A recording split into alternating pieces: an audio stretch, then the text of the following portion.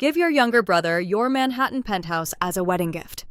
My father declared into the microphone, his voice echoing over 200 elite guests. I sat frozen, my champagne flute heavy in my hand, boxed in by the crushing weight of social expectation. Before I could utter a single word of refusal, a tall man in a bespoke tuxedo stepped from the shadows, took the microphone, and looked my father dead in the eye. Touch her assets again, and you will lose yours. The entire ballroom fell into a dead silence. I am Vivian, 33 years old, and a specialist in corporate mergers and acquisitions. Before I reveal how a single wedding toast triggered a staggering federal financial takedown, let me know where you are watching from in the comments below. Hit that like button and subscribe if you believe greedy relatives deserve every ounce of karma coming their way.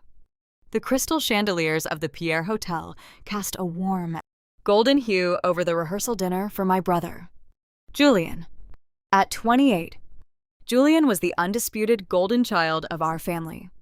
A man who coasted through life on a trust fund and effortless charm. The room was packed with hedge fund managers, local politicians, and socialites. My father, Marcus, ran a prominent investment fund and treated every family gathering as a high-stakes networking event. He thrived on projecting an image of untouchable wealth. I sat near the head table, forcing a polite smile while calculating the exact minute I could politely exit. Working 80-hour weeks evaluating corporate buyouts left me with zero patience for my family and their endless performance. My mother, Evelyn, caught my eye from across the floral centerpiece. She offered a tight, warning smile, silently commanding me to maintain the flawless family facade. Marcus tapped a silver spoon against his crystal glass. The low murmur of the room faded into eager silence. He stood up, adjusting his expensive silk tie, and launched into a sweeping speech about the importance of legacy and bloodlines. He praised Julian for his impending marriage, painting him as a visionary ready to conquer the world. Then, my father turned his gaze directly toward me. We raise our children to support one another, Marcus announced, projecting his voice to reach the furthest corners of the hall. Tonight, Vivian has decided to demonstrate true familial devotion. She is transferring the deed to her downtown penthouse to Julian and his beautiful bride, ensuring they start their new life with a proper foundation. A collective murmur of awe rippled through the crowd, followed by thunderous applause. My lungs tightened. The penthouse was a $4 million property I purchased with my own hard-earned executive bonuses. I had never agreed to give it away. Marcus was using the sheer pressure of 200 watching eyes to trap me. If I stood up and denied it, I would become the cruel, selfish sister ruining a beautiful wedding celebration. He smiled down at me, a cold, predatory gleam in his eyes, knowing he had painted me into an inescapable corner. The applause swelled, drowning out my racing thoughts. I placed my hands flat on the table, preparing to stand and ruin his perfect narrative. But the sound of measured, heavy footsteps cut through the noise. The crowd parted instinctively. Dominic stepped into the soft glow of the chandelier light. He was an imposing African-American man, his presence demanding immediate respect. He wore a dark, impeccably tailored suit that whispered of deep, unflashy wealth. The guests stared in confusion, unable to place this newcomer within their tight-knit social circles. Dominic did not hesitate. He walked straight up to the head table, reaching out and smoothly taking the microphone right out of my father's hand. Marcus stood in stunned silence, his arrogant smile melting into deep confusion. Dominic looked at the crowd, then fixed his sharp, dark eyes on my father. His voice resonated through the speakers, a low, resonant baritone that carried a lethal edge. "There will be no transfer of real estate today," Dominic stated smoothly. "And Marcus, if you attempt to touch her assets again, you will find your own accounts drying up faster than you can blink." The silence that slammed into the ballroom was suffocating. Wealthy investors lowered their glasses. Evelyn gasped, clutching her pearl necklace, "Who do you think you are?" Marcus hissed.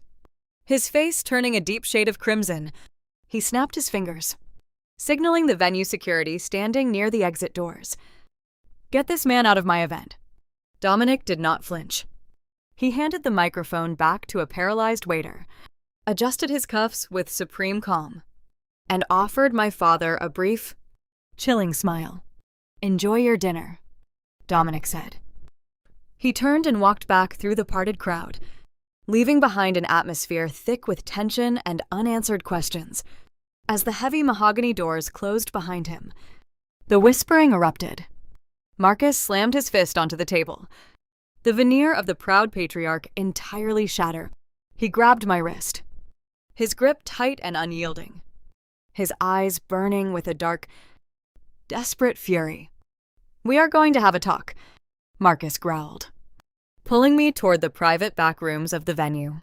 The trap had been disrupted, but as I followed him down the dim hallway, I knew the real war had only just begun. Marcus pulled me down the carpeted hallway, his fingers digging into my forearm like a vice. We bypassed the bustling kitchen staff and stepped into a soundproof executive suite reserved for the hotel management. Evelyn followed close behind, her heels clicking in rapid succession against the polished hardwood. She slammed the heavy oak door shut, twisting the brass lock until it clicked. The muted bass from the ballroom vanished, leaving a ringing, suffocating silence in its wake. Evelyn did not offer a motherly scolding. She did not yell about the embarrassment I caused in front of her country club friends or demand to know the identity of the man who had just humiliated my father. She simply reached into her oversized designer tote bag, pulled out a thick manila folder, and dropped it onto the center of the mahogany conference table. The heavy paper landed with a dull thud. Julian stepped out from the shadows near the corner window. He was swirling a glass of bourbon, looking incredibly pleased with himself. My younger brother had spent his 20s bouncing between failed technology ventures funded entirely by my father. I always viewed his computer hobbies as pathetic attempts to look busy while living off a trust fund. I was about to learn how he actually applied those digital skills when the family bank accounts ran dry.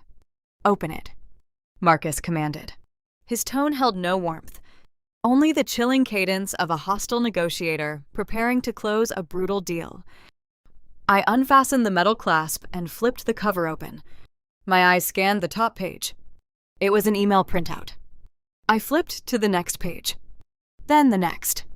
A cold dread settled deep in my stomach. These were highly classified internal communications from my firm. They detailed the preliminary acquisition strategies for a telecommunications merger my team was currently handling. The data included projected share prices, internal risk assessments, and confidential timeline markers. "How did you get these?" I asked, keeping my voice perfectly level despite the adrenaline surging through my veins. Julian took a slow sip of his bourbon, leaning casually against the window frame. "You really need to upgrade your home network security." "Sis," he chuckled. "It took me less than a week to clone your primary drive. You brought your work laptop to Sunday dinner last month and logged into the guest wireless network. That was a rookie mistake for an executive." I stared at the printed pages. Stealing corporate data was a serious offense, but simply possessing my emails gave them no real leverage against me.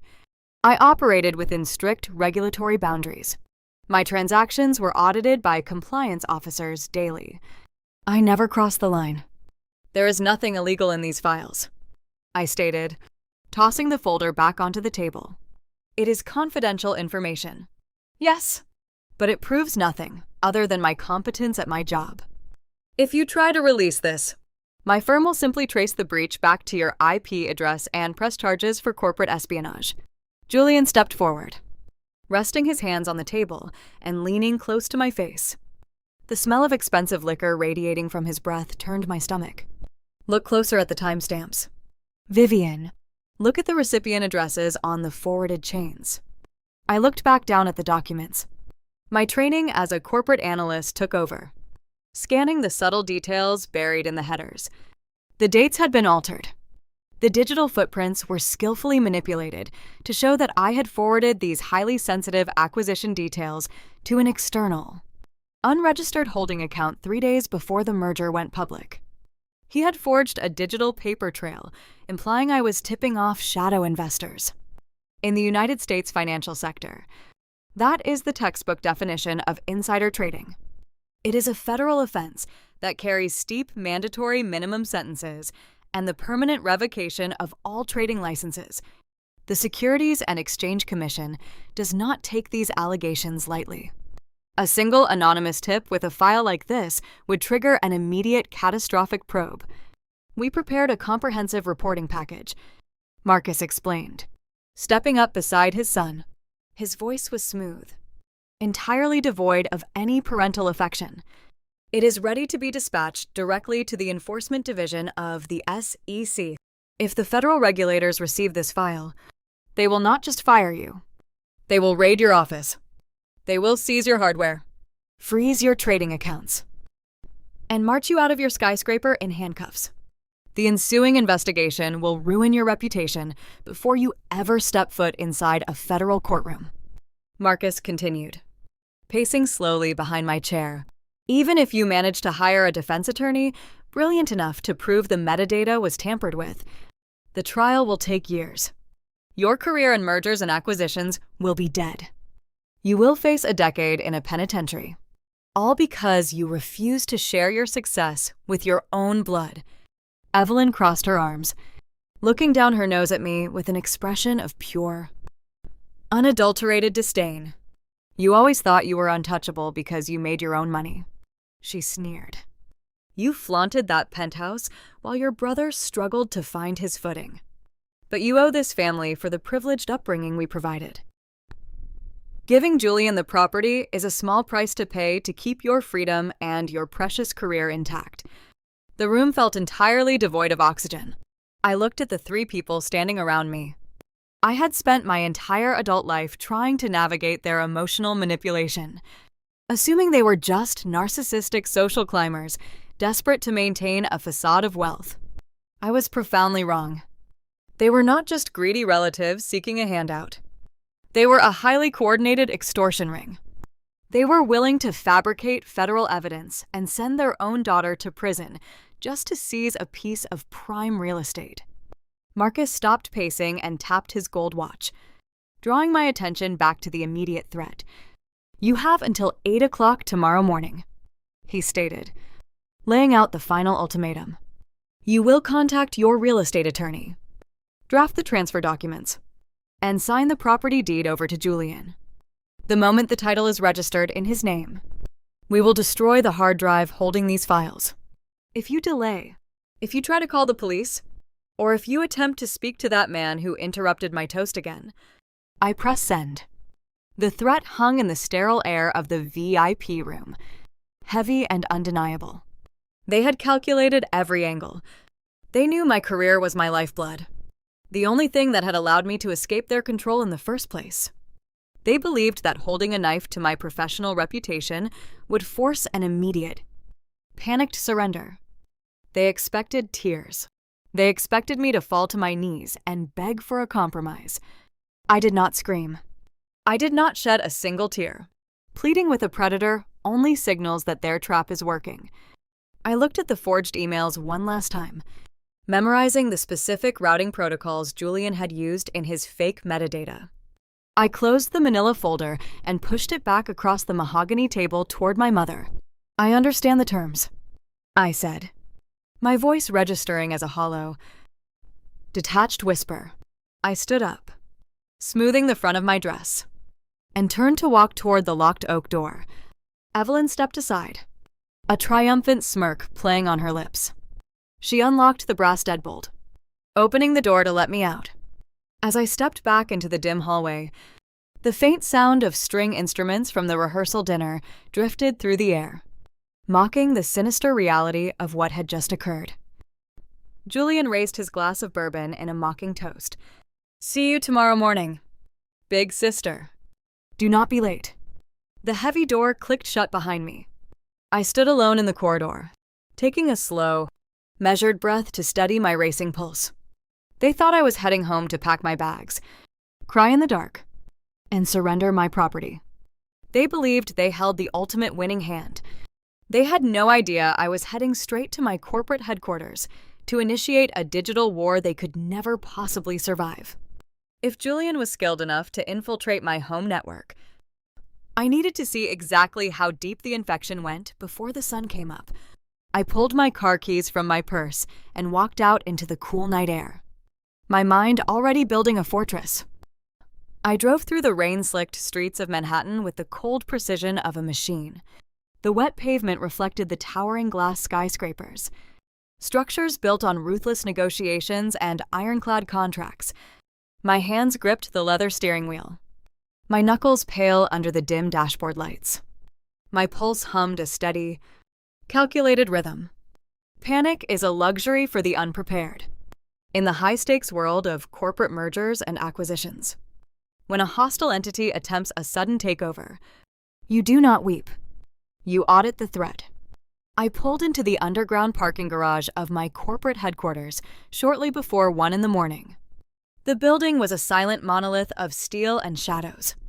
The overnight security guard offered a polite nod as I swiped my identification badge at the turnstile. I bypassed the main lobby and took the executive elevator straight to the 42nd floor. The doors parted to reveal an empty, darkened corridor. My heels clicked against the polished marble, a rhythmic echo leading me directly to my corner suite.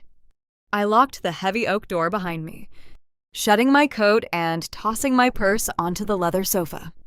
I sat behind my dual-monitor workstation. This was my sanctuary. Here, numbers never lied. I woke the terminal. The screens cast a harsh blue glare across the dark room. Julian claimed he cloned my hard drive by infiltrating a guest network during a Sunday dinner at my parents' estate. A breach of that nature always leaves an electronic shadow. I ran a diagnostic protocol, deploying a deep packet inspection tool I normally utilized to uncover hidden financial liabilities in tech startups before we acquired them. I needed to see the exact perimeter of his digital footprint. I needed to know what else he touched. The command prompt processed the request. Lines of green code cascaded down the left monitor. I watched the data parse, taking a slow sip from a glass of cold water. Then, the first anomaly appeared. A stark red warning banner flashed in the bottom corner of the right screen. It was a critical authentication alert tied to my personal financial portfolio, specifically the banking portal tethered to my primary residence. My breath hitched. I navigated directly to the bank server, bypassing the standard consumer interface to access the detailed lending ledger. The dashboard loaded, displaying the equity standing of my downtown property. The penthouse was supposed to be unencumbered. I owned it free and clear, having paid off the mortgage 3 years ago using my executive bonuses. Instead, a glaring negative integer sat in the liability column. $1.5 million. I leaned closer, my eyes tracking the origin of the sudden debt. It was a home equity line of credit, recently approved and fully disbursed. The transaction timestamps showed the initial approval occurred just 48 hours ago. I pulled the digital loan documents from the bank server, scanning the fine print. There, on the bottom of the digital promissory note, was my signature. It was a flawless forgery, accompanied by a verified copy of my government-issued identification and my social security number. The pieces of the extortion plot locked together with chilling clarity. Marcus and Julian were not merely demanding the deed to my home out of some twisted sense of family entitlement. They had already liquidated the equity. They bypassed the lengthy, complicated process of a traditional property sale. They stole my identity, leveraged my home behind my back, and extracted $1.5 million in raw cash. The demand for me to sign the property deed tomorrow morning was nothing but a smokescreen to legitimize their theft after the fact. If I transferred the ownership voluntarily, the fraudulent loan would become my permanent legal burden, while they walked away with the cash clean and untraceable. Julian must have intercepted the bank confirmation calls by spoofing my phone number. A digital parlor trick for someone with his computer background. My own flesh and blood had reduced me to a collateral asset. The initial sting of betrayal hardened into a block of solid ice inside my chest. They assumed that the threat of an insider trading scandal would keep me paralyzed with fear. They calculated that a frightened woman would just sign the papers and ask no questions, prioritizing her freedom over her real estate. They severely underestimated the analytical discipline required to survive a decade on Wall Street. I initiated the emergency banking protocols. I opened a direct secure channel to my private financial liaison. I prepared a formal fraud declaration, detailing the forged signature, the identity theft, and the unauthorized withdrawal of funds.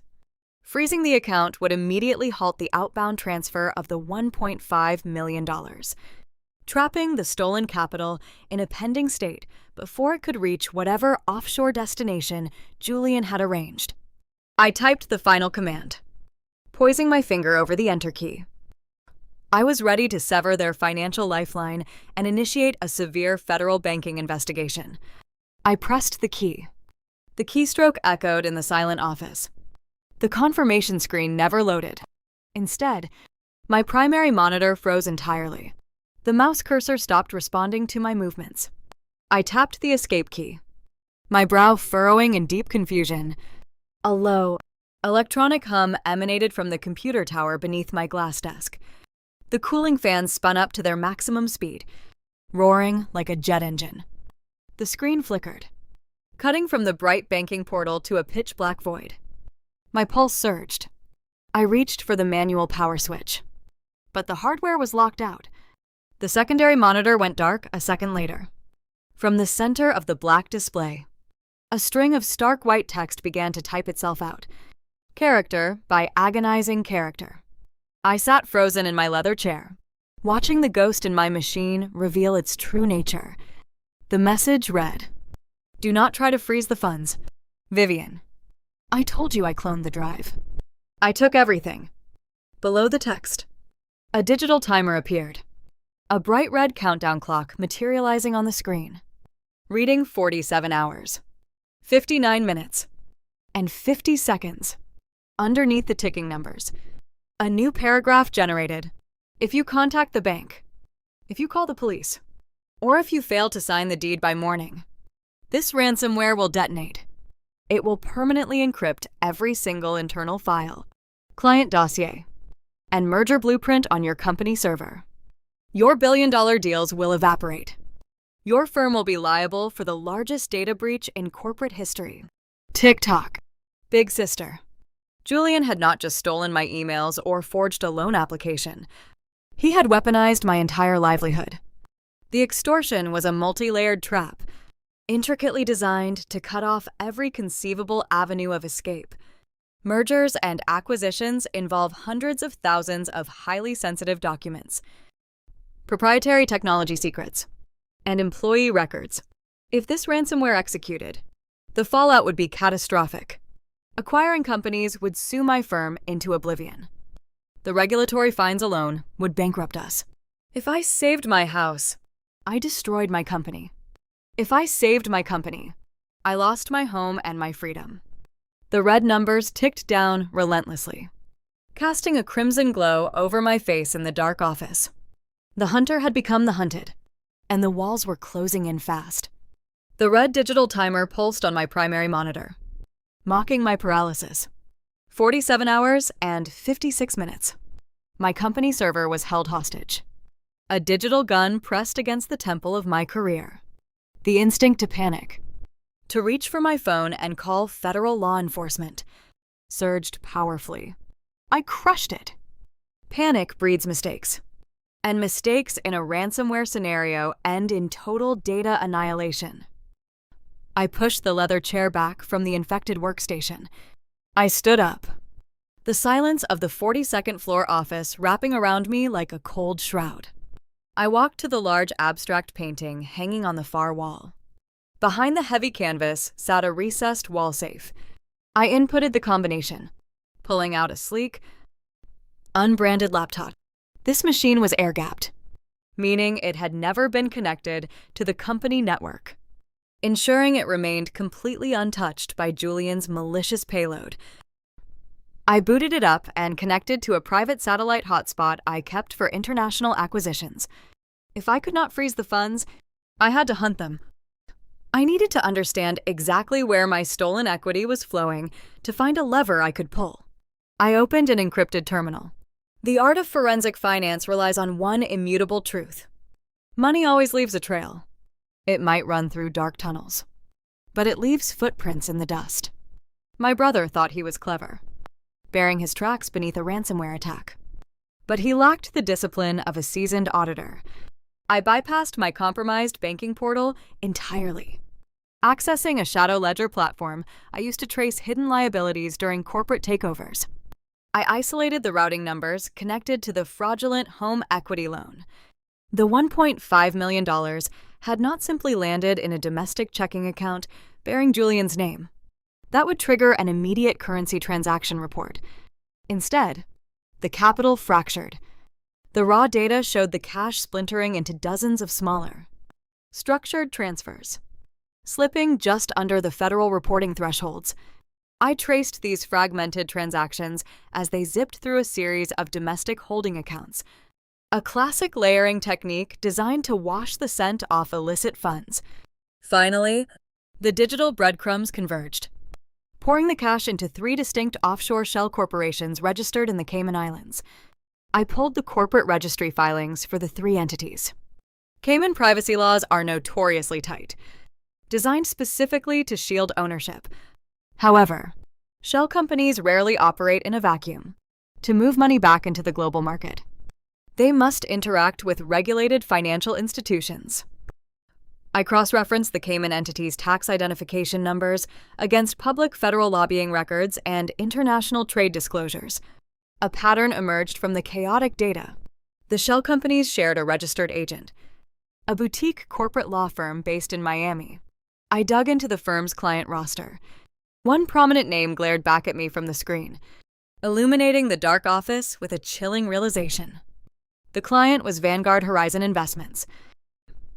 It was the flagship hedge fund managed by my father, Marcus. I sat back, the air catching in my throat. Marcus had spent 2 decades cultivating an image of a Wall Street visionary. He graced the covers of financial magazines, promising double-digit returns to his elite circle of investors. He projected invincibility, but the data unraveling before me told a horrifyingly different story. I pulled Vanguard Horizon's latest public financial disclosures, running them through a predictive analytics algorithm designed to spot liquidity crises. The numbers bled crimson across my screen. The fund was entirely hollow. It was not generating returns. Marcus was using incoming capital from new clients to pay off the dividends owed to early investors. The entire operation was a classic, structurally terminal Ponzi scheme. And the fragile house of cards was actively collapsing. But a Ponzi scheme does not drain $1.5 million in a single, desperate, overnight cash grab without a catastrophic catalyst. I shifted my focus back to Julian. Why was my brother, the lazy trust fund heir, suddenly executing federal wire fraud and deploying ransomware to steal my house? I accessed a secure database that aggregated offshore gaming ledgers and dark web casino traffic. Julian had a known gambling habit, but my family always dismissed it as a harmless vice of the wealthy. I filtered the data using the routing numbers associated with his personal accounts. The ledger that populated the screen was a monument to staggering incompetence. Julian was not playing high-stakes poker at luxury resorts. He was deeply entangled with unregulated, subterranean gambling syndicates. The data showed massive, escalating losses over the past year. He had leveraged phantom Audi, borrowing heavily against his father's investment fund to cover bad bets. He was actively chasing losses on a scale that defied comprehension. The final tally glowed with malicious intent. Julian owed an underground syndicate exactly $3 million. The terrifying reality of my situation finally crystallized. The men Julian owed money to were not patient creditors who sent polite collection letters. They were ruthless operators who settled debts with violence. Marcus.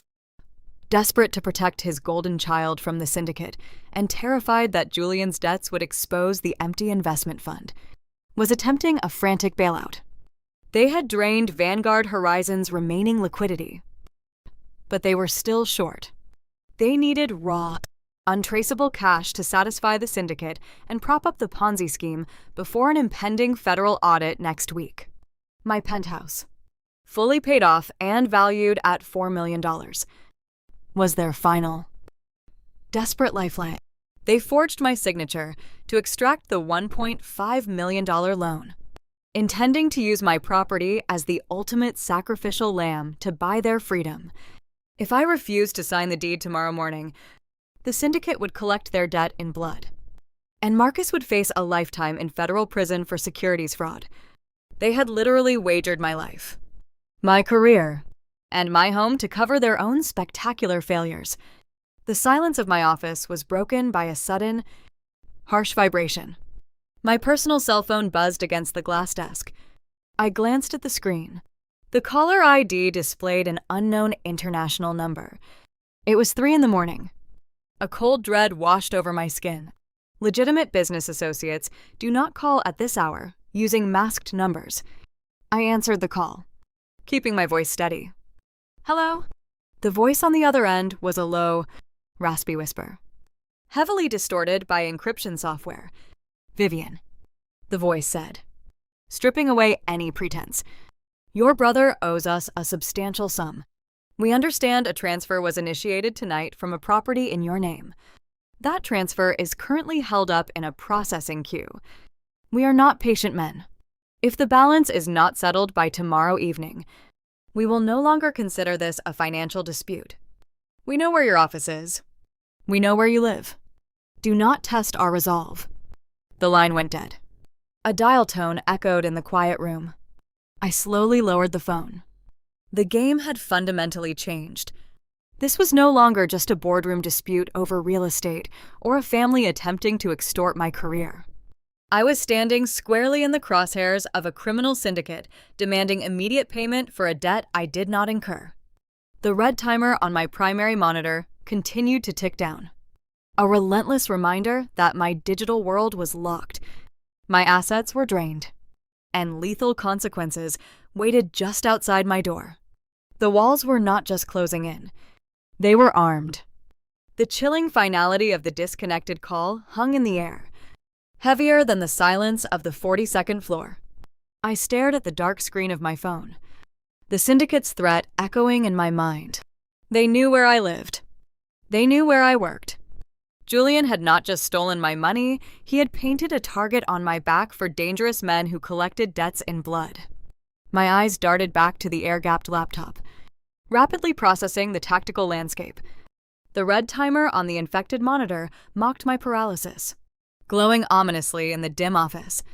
47 hours and 15 minutes. I needed leverage, a countermeasure capable of striking at the core of Marcus's fraudulent empire without triggering the ransomware's destructive payload. A sharp, metallic click broke my concentration. The heavy oak door of my corner office swung open. I did not jump. I did not reach for the panic button concealed beneath my desk. I recognized the measured, confident stride instantly. The faint scent of expensive cedarwood and fresh espresso cut through the sterile, conditioned air of the corporate suite. Dominic stepped into the room, kicking the door shut with his heel. He was no longer wearing the formal tuxedo from the rehearsal dinner, having traded it for a dark, tailored overcoat that accentuated his formidable build. He carried 2 steaming cups of black espresso, holding them with a calm, predatory grace. To the high society guests at the Pierre Hotel, Dominic was an imposing stranger who crashed a family celebration. To Marcus, he was an arrogant interloper, daring to challenge patriarchal authority. But the reality was far more dangerous. Dominic was a former federal prosecutor who had built his reputation dismantling organized crime syndicates before transitioning to the private sector. Today, he directed one of Wall Street's most ruthless venture capital funds.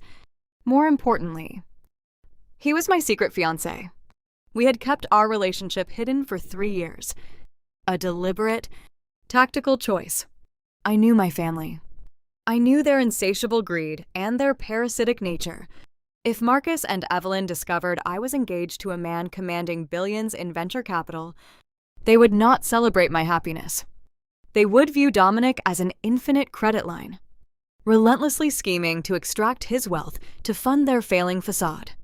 I refused to let my family pollute the only pure, stable partnership I had ever known.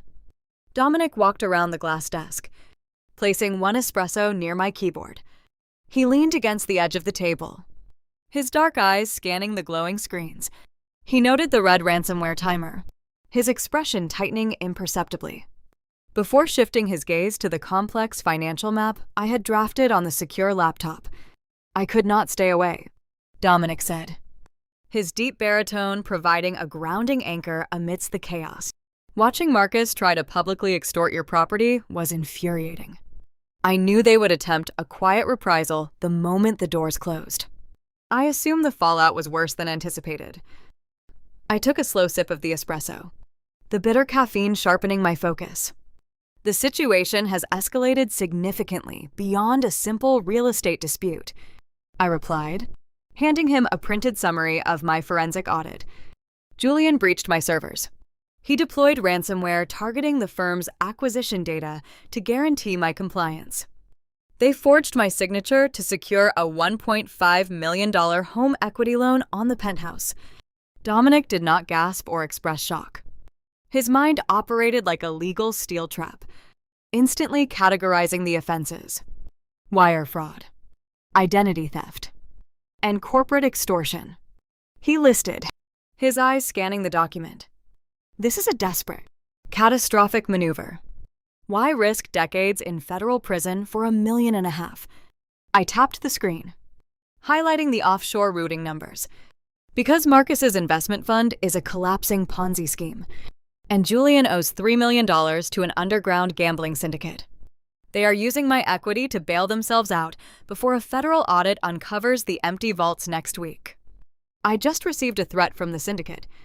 If the funds do not clear by tomorrow evening, they are coming for me."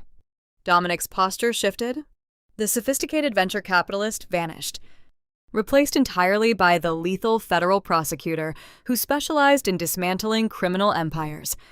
He looked at the financial flowchart detailing the movement of the stolen equity through the Cayman Island shell companies. A slow, chilling smile touched the corners of his mouth. It was a smile that promised absolute ruin. "Your father is an arrogant, sloppy operator," Dominic stated, tracing a manicured finger over the name of the third offshore shell company, Zenith Holdings Limited. He tries to obscure his tracks by using generic registry services in the Caymans, assuming anonymity guarantees safety. But he failed to verify the true ownership structure of the holding accounts processing his transactions. "What do you mean?" I asked, my analytical mind racing to catch up with his revelation. Dominic leaned closer, his eyes locking onto mine with an intensity that burned away the remaining anxiety in the room. "When I left the Justice Department to establish my venture fund, I absorbed several distressed asset portfolios. We specialized in acquiring quietly troubled firms to restructure their debt. 3 months ago, my fund aggressively acquired the parent company that manages the accounts for Zenith Holdings Limited. The realization hit me with the force of a physical blow. The air in the office seemed to stand completely still. "You control the destination account," I whispered, staring at the digital map. "The very account Marcus is using to wash the stolen equity before paying the syndicate."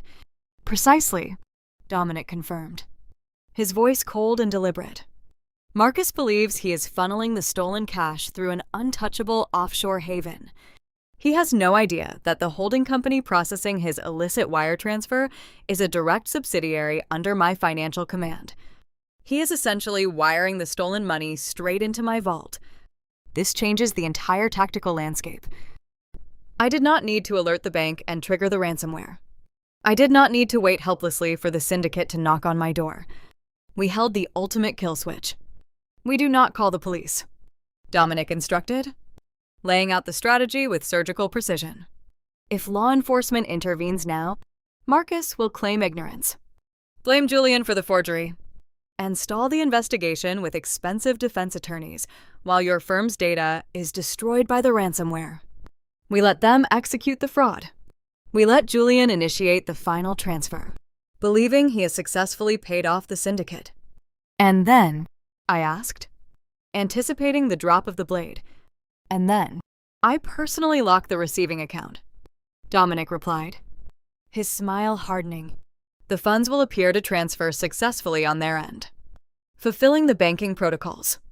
But the cash will never reach the syndicate's operatives. It will be frozen indefinitely in a secure transit ledger under my control. The syndicate will see a failed payment. They will not blame you, Vivian. They will blame the man who promised them the money.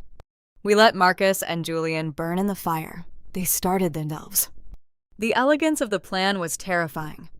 We would use their own criminal architecture against them, turning their desperate escape route into a locked cage. However, before we could refine the logistics of the trap, my personal cell phone lit up again. The screen flashed not with an unknown caller, but with a notification from a major social media platform. My heart rate spiked.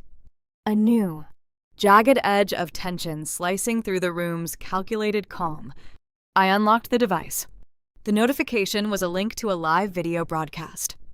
The sender was Chloe, Julian's fiancée. Chloe was a prominent lifestyle influencer, a woman who meticulously curated an image of flawless affluence for her millions of followers. She thrived on manufactured drama, turning personal grievances into monetized public spectacles.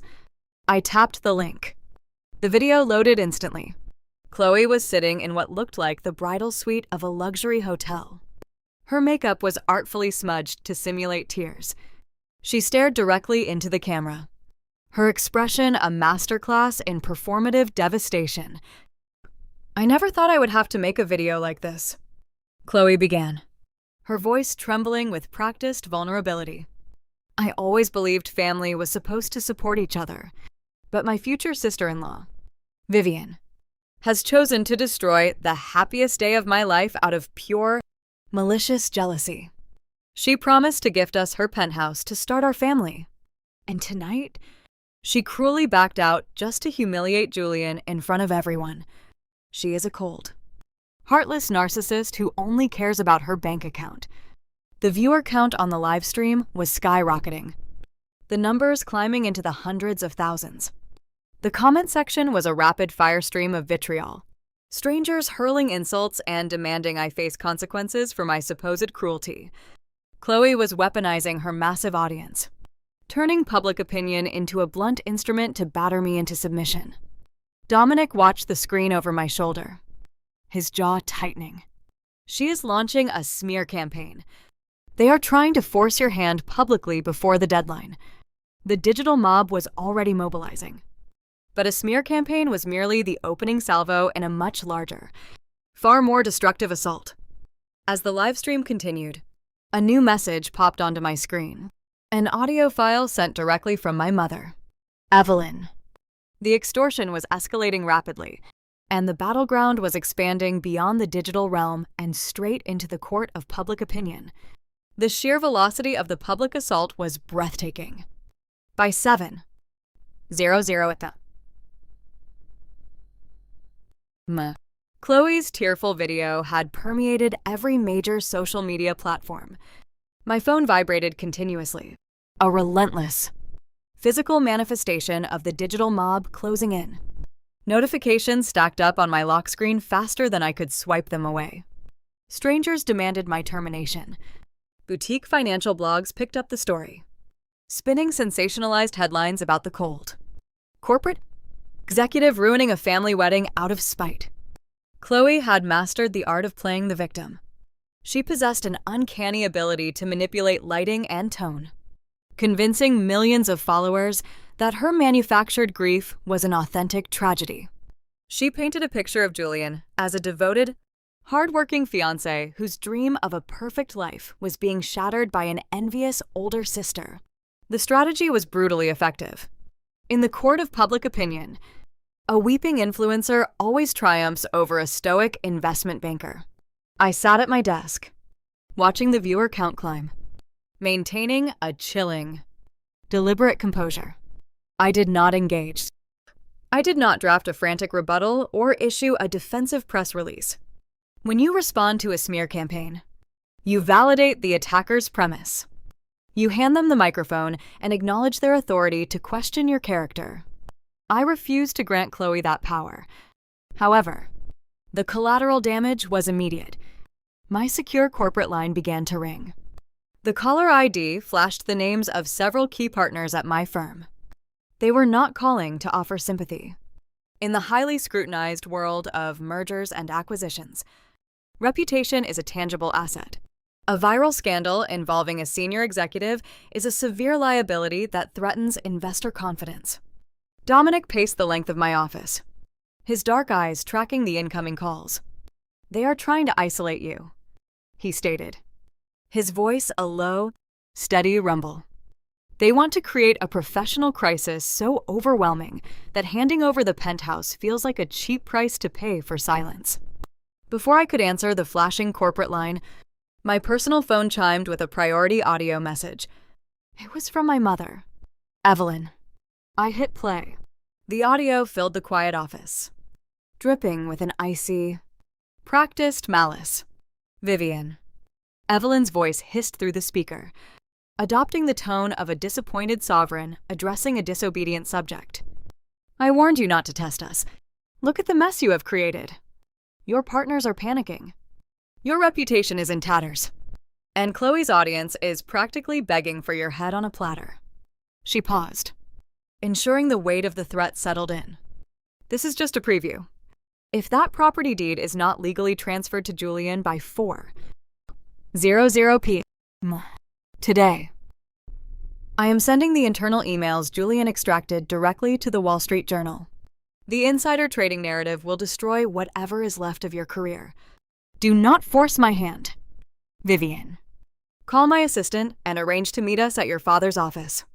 Sign the papers, and this entire nightmare disappears. We are family. We can fix this." The audio file ended with a sharp click. They were turning the screws, applying maximum pressure to force a rapid capitulation. They needed the real estate transfer finalized before the syndicate's deadline expired. And they were using every weapon in their arsenal to break my resolve. Dominic stopped pacing and stood beside my desk. "The strategy requires you to surrender," he observed, analyzing the audio message with the clinical detachment of a seasoned prosecutor. "They believe the public humiliation has softened your defenses. They expect a terrified, desperate woman to walk into that meeting room." I looked at the red ransomware timer, still glowing ominously on the infected monitor. Then I looked at the air-gapped laptop, where the forensic audit of Marcus's failing Ponzi scheme sat securely documented. "We give them exactly what they expect," I said, a cold, predatory smile slowly forming. "We use their arrogance against them. If they want a broken, compliant victim, I will give them an Oscar-worthy performance." Dominic understood instantly. "You are going to sign the deed under duress." "Not just under duress," I corrected, opening a secure encrypted channel on the clean laptop. "I am going to walk into my father's office, weep, beg for mercy, and sign the documents. I want them to feel the absolute, intoxicating rush of total victory. I want them to lower every single defense mechanism they possess, because when they are busy celebrating their triumph, they will never notice the Trojan horse slipping past their gates." I picked up my personal phone and dialed Evelyn's number.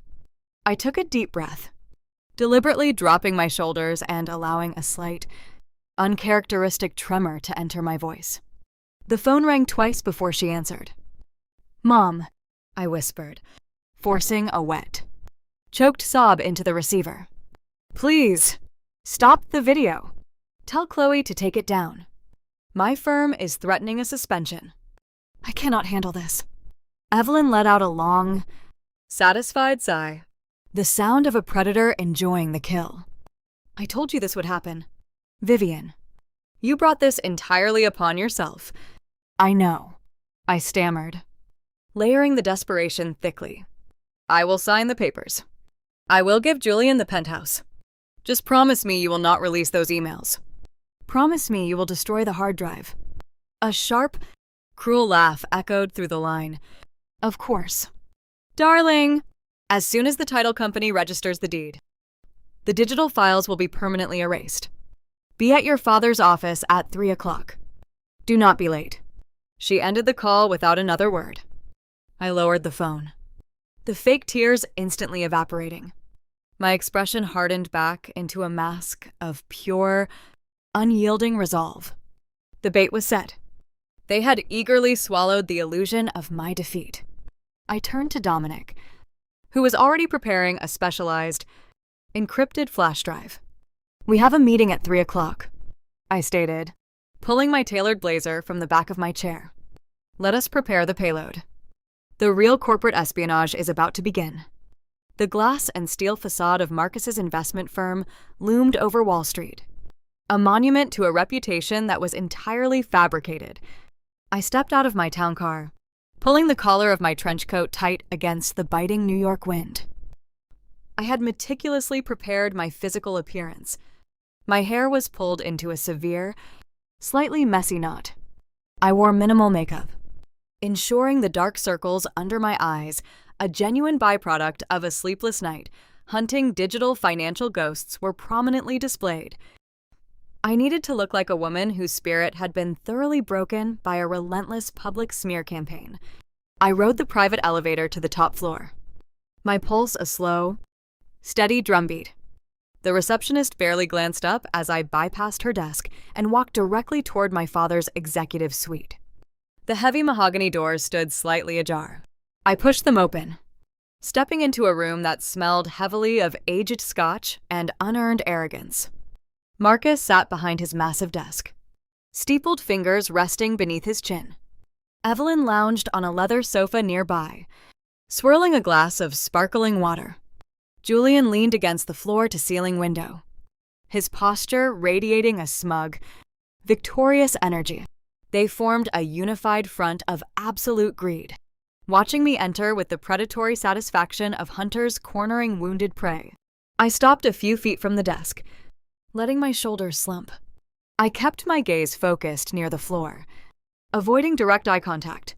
It was a performance designed to stroke their massive egos, and they devoured it eagerly. It is about time you realized your place, Marcus announced, his voice booming across the spacious office. He did not offer a greeting.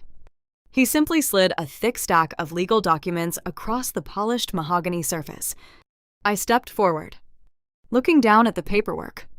The top document was the comprehensive deed transfer for the Manhattan Penthouse.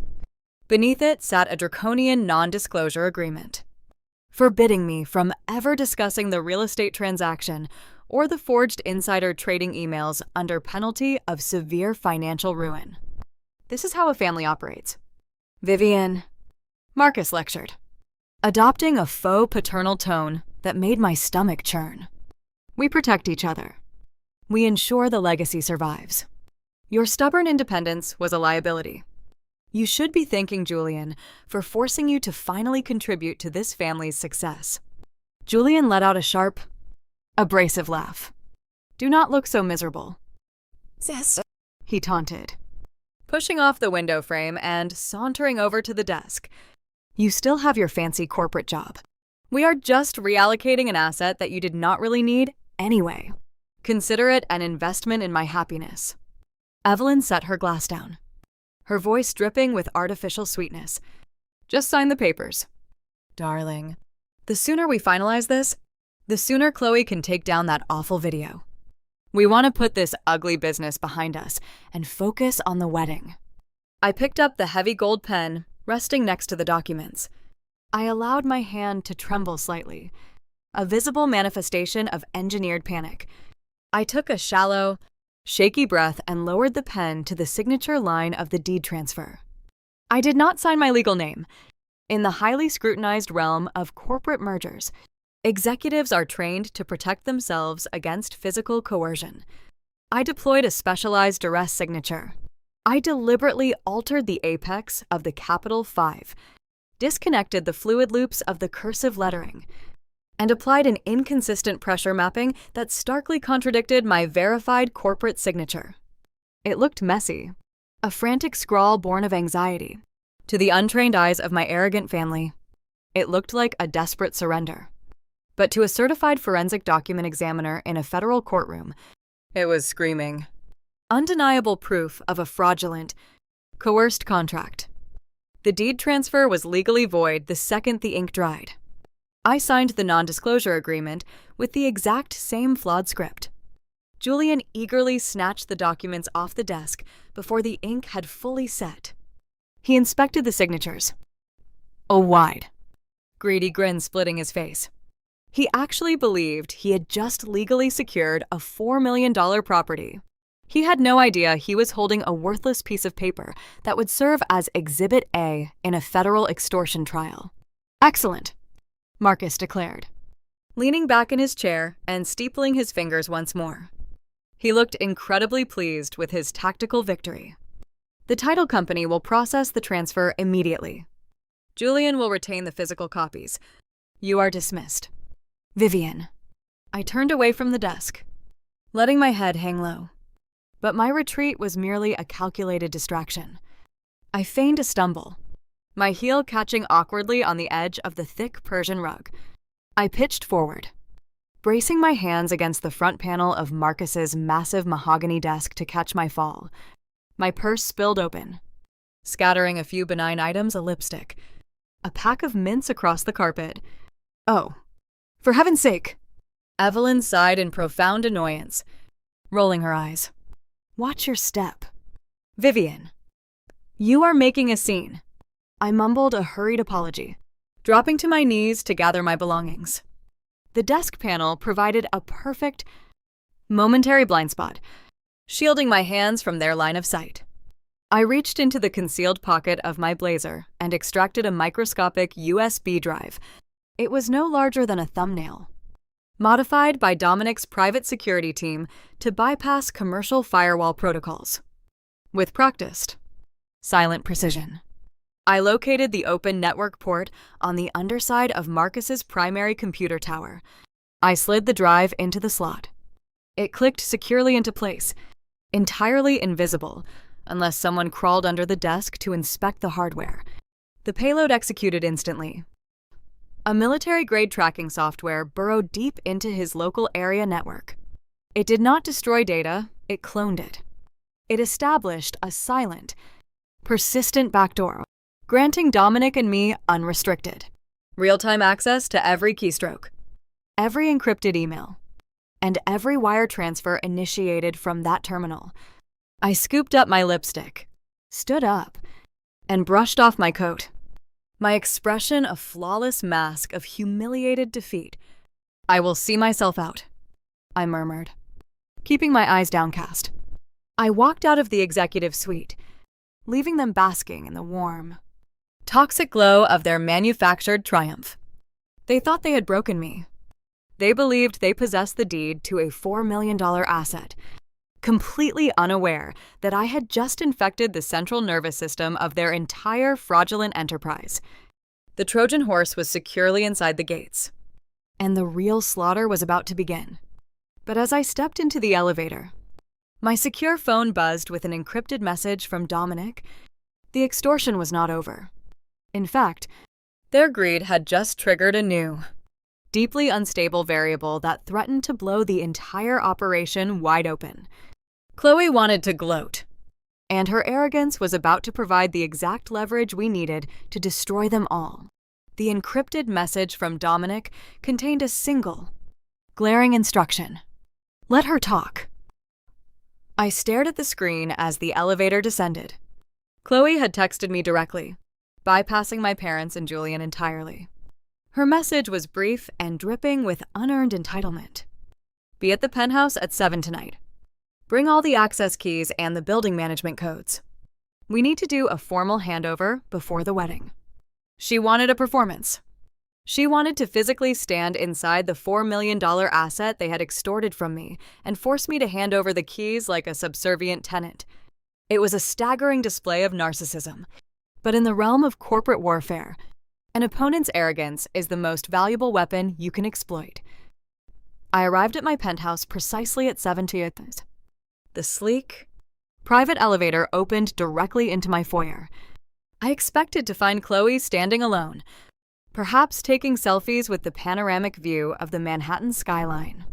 Instead, I walked into a scene of chaotic, unauthorized demolition. 3 men in paint-splattered overalls were actively tearing down the custom-imported silk drapery in the main living room. A woman with a clipboard and a measuring tape was aggressively assessing the structural load-bearing walls near the kitchen. Chloe stood in the center of the chaos, wearing a designer tracksuit, barking orders at the contractors. She did not wait for the ink on the fraudulent deed to dry. She had immediately hired a renovation crew, entirely confident that the property was legally hers. "Oh, good. You are here," Chloe announced, not bothering to turn around as she pointed a manicured finger at a massive, built-in mahogany bookshelf. "Tear that entire unit out," she commanded the contractor. "It is horribly dated. We want an open-concept media wall right there." I stood near the entryway, keeping my face a mask of compliant submission. "Are you billing these renovations to Julian?" I asked, maintaining a soft, defeated tone. Chloe finally turned to look at me, a sharp, condescending laugh escaping her lips. "Billing Julian. Please. We are using the surplus equity from the line of credit your brother secured on this place. There was plenty left over after he handled his little business expenses. We are gutting this entire floor." She waved her hand dismissively at the contractors, signaling them to take a break. She wanted privacy for her grandstanding. The workers filed out to the service elevator, leaving us entirely alone in the sprawling, glass-walled living area.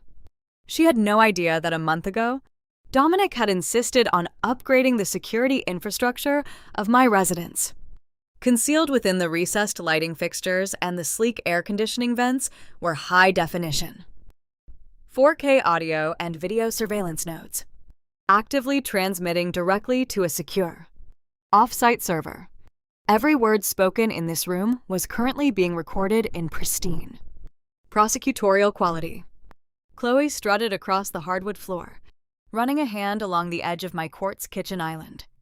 She looked at me with an expression of profound pity mixed with deep, venomous triumph. "You really should not look so miserable, Vivian," she cooed, pouring herself a glass of my expensive sparkling water. "You played a tough game. But Julian is just smarter than you. He understands how real wealth operates. He knows how to maneuver." I kept my hands folded neatly in front of me, playing the role of the awestruck, defeated sister. "Maneuver," I echoed, injecting just enough curiosity to prompt her ego. I assumed Marcus orchestrated the entire strategy. He always controls the family finances. Chloe scoffed, tossing her hair over her shoulder. The mention of Marcus clearly struck a nerve of deep-seated resentment. "Marcus is a dinosaur," she declared, leaning against the counter. "He thinks he is a Wall Street genius, but his investment fund is a sinking ship. He is practically begging Julian to save him from the federal auditors. Marcus thinks the money from this penthouse is going to magically plug the holes in his failing portfolio. He actually believes Julian is transferring the capital to the syndicate to buy them time." I froze, my analytical mind racing to process the implications of her statement. The narrative they had sold Marcus, that the penthouse equity was a desperate bailout to satisfy the gambling syndicate and protect the family fund, was a lie. If Julian is not paying the syndicate, where is the equity going? I asked, keeping my voice incredibly quiet, encouraging her to fill the silence. Chloe smiled, a wide, predatory grin that exposed the absolute rot beneath her curated influencer persona.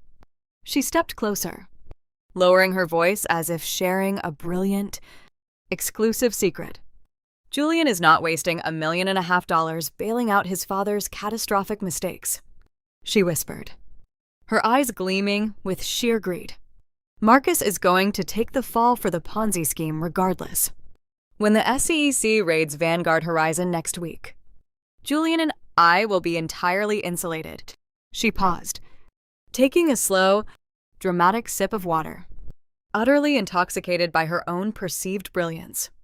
Julian is actually routing the Penthouse equity. Along with an additional $2 million, he quietly siphoned from Marcus's primary investor retirement accounts, directly into a private offshore trust. Chloe revealed, handing me the weapon that would destroy her. The trust is registered exclusively in my name. We are closing on a spectacular villa in Geneva, Switzerland, tomorrow afternoon. When the feds arrest Marcus and Evelyn, Julian and I will already be on a private jet, completely untouchable. The sheer, breathtaking scale of the betrayal struck me like a physical blow. Julian was not just extorting me to save the family. He was actively betraying his own parents. He had orchestrated the theft of my penthouse, manipulated Marcus into taking the legal heat for the failing investment fund, and planned to steal millions from innocent retirees to fund a luxurious European escape with his vapid fiancée.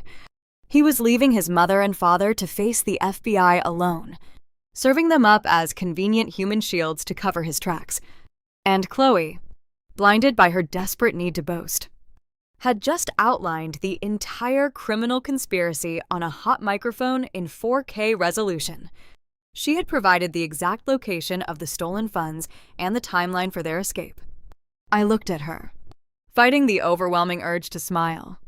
"You and Julian have certainly thought of everything," I said smoothly, pulling a ring of spare keys from my purse and placing them on the quartz counter. "We have to," Chloe replied, picking up the keys with a triumphant smirk. "In this world, Vivian, you either take what you want, or you end up paying for everyone else's mistakes. You should really learn to be more selfish. It pays much better." "I will keep that in mind," I murmured, turning to walk toward the private elevator. "Enjoy the renovations, Chloe." I stepped into the elevator, the heavy steel doors sliding shut, severing her arrogant smirk from my view. The descent to the ground floor felt remarkably light. My family was a den of vipers, and they were actively devouring each other. I did not need to destroy Marcus and Evelyn. Julian was already doing it for me. But Julian's cowardly escape plan introduced a terrifying new variable. He was initiating the transfer of $2 million in stolen investor retirement funds, attempting to move the capital overseas to secure his Swiss villa. If that transaction cleared the international banking protocols, innocent people would lose their life savings, and Julian would successfully vanish from federal jurisdiction. I walked out of the building and stepped into the waiting town car, where Dominic sat in the shadows of the back seat, a glowing tablet resting on his lap. He had been monitoring the live feed from the penthouse. His expression was a mask of cold, lethal focus. "She gave us the destination," Dominic stated, his fingers flying across the tablet screen as the car pulled into the chaotic Manhattan traffic. "The Swiss trust account. Julian is executing the wire transfer sequence tonight to secure the villa before his wedding." I looked at the passing city lights, my pulse steadying into a rhythmic, calculated beat. If he moves that money, he escapes the syndicate and the feds. We need to intercept the routing protocol before it crosses international lines. Dominic looked up from his screen, a dark, dangerous energy radiating from his posture. "We are not just going to intercept it, Vivian. We are going to redirect it. Julian is about to make the largest financial transaction of his life, and he is going to wire it directly into a federal vault." The digital execution was set. But Marcus, oblivious to his son's impending betrayal, was about to escalate the violence of this war to an entirely new, deeply physical level. The town car glided through the neon-lit streets of Manhattan, carrying us away from the scene of Chloe's arrogant confession. Dominic's private office, located in a highly secure financial fortress downtown, was a masterclass in austere power. Heavy blackout curtains shielded the floor-to-ceiling windows. The room was dominated by a massive, Curved digital display, currently running diagnostics on multiple encrypted servers. This was not a standard venture capital workspace. It was a digital war room. I shed my coat and took a seat at the primary terminal, the adrenaline of the evening crystallizing into pure, analytical focus. Dominic stood behind me, his hands resting lightly on the back of my chair. The physical proximity was grounding, a silent reminder that I was no longer fighting this parasitic family alone. We need to establish the connection before Julian initiates the wire transfers, I stated, bringing up the secure interface linked to the microscopic USB drive I had planted under Marcus's desk earlier that afternoon. The military-grade tracking software was dormant, waiting for a command to wake up and feed us the data stream. Dominic leaned over, inputting a complex alphanumeric decryption key. Activate the tunnel. Let us see what the golden boy is doing. I executed the command. The screen flickered, bypassing standard commercial firewalls with terrifying ease. The software did not merely monitor Marcus's local area network, it mirrored it completely. Every connected device, every active session, every packet of data flowing through the router was now visible on our terminal. Julian was active on the network. He was using a secure, heavily encrypted virtual private network, likely assuming his digital footprint was invisible to anyone outside the NSA. He underestimated the hardware currently overriding his router. We had front-row seats to his financial betrayal. He is accessing the domestic holding accounts, I narrated, watching the raw data logs populate in real time. He is queuing the transactions. 1.5 million from the fraudulent home equity loan, and an additional 2 million siphoned from Vanguard Horizon's remaining investor liquidity. Dominic's jaw tightened. He is preparing to move $3.5 million out of federal jurisdiction. If that money hits the Swiss trust, Chloe bragged about, recovering the investor retirement funds becomes an international legal nightmare. We cannot just freeze the account. If we freeze it, the transaction fails locally. Julian panics, alerts Marcus, and they destroy the physical hard drives before the feds can secure a warrant.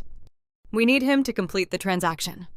I agreed, my mind racing through the technical architecture of international wire transfers. We need him to willingly click confirm, legally establishing his intent to commit wire fraud. But we cannot let the money reach Geneva. Dominic stepped away from the chair, walking over to a secondary, standalone server rack humming quietly in the corner of the office. He connected a specialized hardware token. I spent 5 years at the Justice Department hunting cartels who moved billions through phantom accounts, he said, his voice dropping into a register of cold. Absolute authority. You learn very quickly that you do not stop the river. You just change the destination of the water. He typed a rapid sequence of commands into the terminal. The screen shifted, displaying a highly complex network routing matrix. What are you doing? I asked, watching the code compile with astonishing speed. Domain name system spoofing, Dominic explained, executing the final script. When Julian authorizes the wire transfer through his banking portal, his computer sends a request to route the funds to the specific Swiss bank's IP address. I am actively intercepting that request at the router level. I am telling his banking software that the Swiss IP address is located somewhere else entirely. I stared at the matrix, realizing the sheer brilliance of the maneuver. Where are you sending the money? Dominic offered a sharp, lethal smile. I am routing it directly into a designated honeypot account, strictly monitored by the Criminal Investigation Division of the Internal Revenue Service. It is a secure, federal holding vault used specifically to trap illicit funds during active investigations. He is going to wire $3.5 million directly to the IRS. I asked, the magnitude of the trap leaving me momentarily breathless. And the beauty of the spoofing protocol, Dominic added, is that Julian's banking interface will generate a flawless, digitally certified confirmation receipt. His screen will tell him the money successfully reached the Swiss trust account. He will believe he is a criminal mastermind, completely oblivious to the fact that he just handed a perfectly wrapped package of federal evidence directly to the government. We turned our attention back to the mirrored display. Julian was moving quickly now. He had input the routing numbers for the offshore trust. The screen showed a final review prompt, detailing the massive sum and the international destination. He hovered over the authorization button. Click it. Julian, I whispered, watching the cursor blink on the screen. Take the money. The digital log registered the command. Julian clicked confirm. The data packet launched from his computer, carrying the stolen equity and the defrauded investor funds. We watched the routing matrix Dominic had constructed intercept the signal. The data hit the spoofed DNS protocol and was instantly violently redirected away from the international gateway, plunging straight into the secure federal honeypot server. A bright green confirmation banner flashed across Julian's mirrored screen. Transfer successful. Funds settled in receiving account. We had him. Julian had officially committed wire fraud, bank fraud, and international money laundering. And he had done it while actively abandoning his parents to face the impending federal audit alone. The trap was locked. The evidence was secured in a federal vault. But the victory was abruptly interrupted by a sharp, aggressive vibration against the glass desk. My personal phone was ringing. The caller ID displayed Marcus's name. The timing was deeply unsettling. Julian had just initiated the transfer. Marcus should be completely unaware of his son's betrayal. I looked at Dominic. He gave a slight nod, signaling me to answer. I picked up the phone, swiping to accept the call. Yes, Marcus, I said, maintaining a cool, detached tone. The voice that echoed through the speaker was not the arrogant, composed patriarch who had extorted me hours earlier. Marcus sounded completely unhinged. His breathing was ragged, panicked, and desperate. Vivian, Marcus yelled, the sound of glass shattering in the background. The transfer failed. The money did not go through. I froze, exchanging a rapid, alarmed glance with Dominic. The spoofing protocol was flawless. Julian received a confirmation receipt. What transfer? I asked, playing ignorant. The syndicate. Marcus screamed, sheer terror bleeding into his voice. I just got a call from the handlers.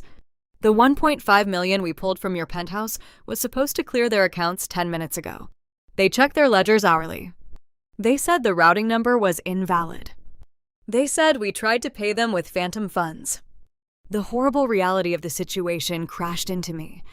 Marcus believed the penthouse equity was earmarked to pay off Julian's $3 million gambling debt to the underground syndicate.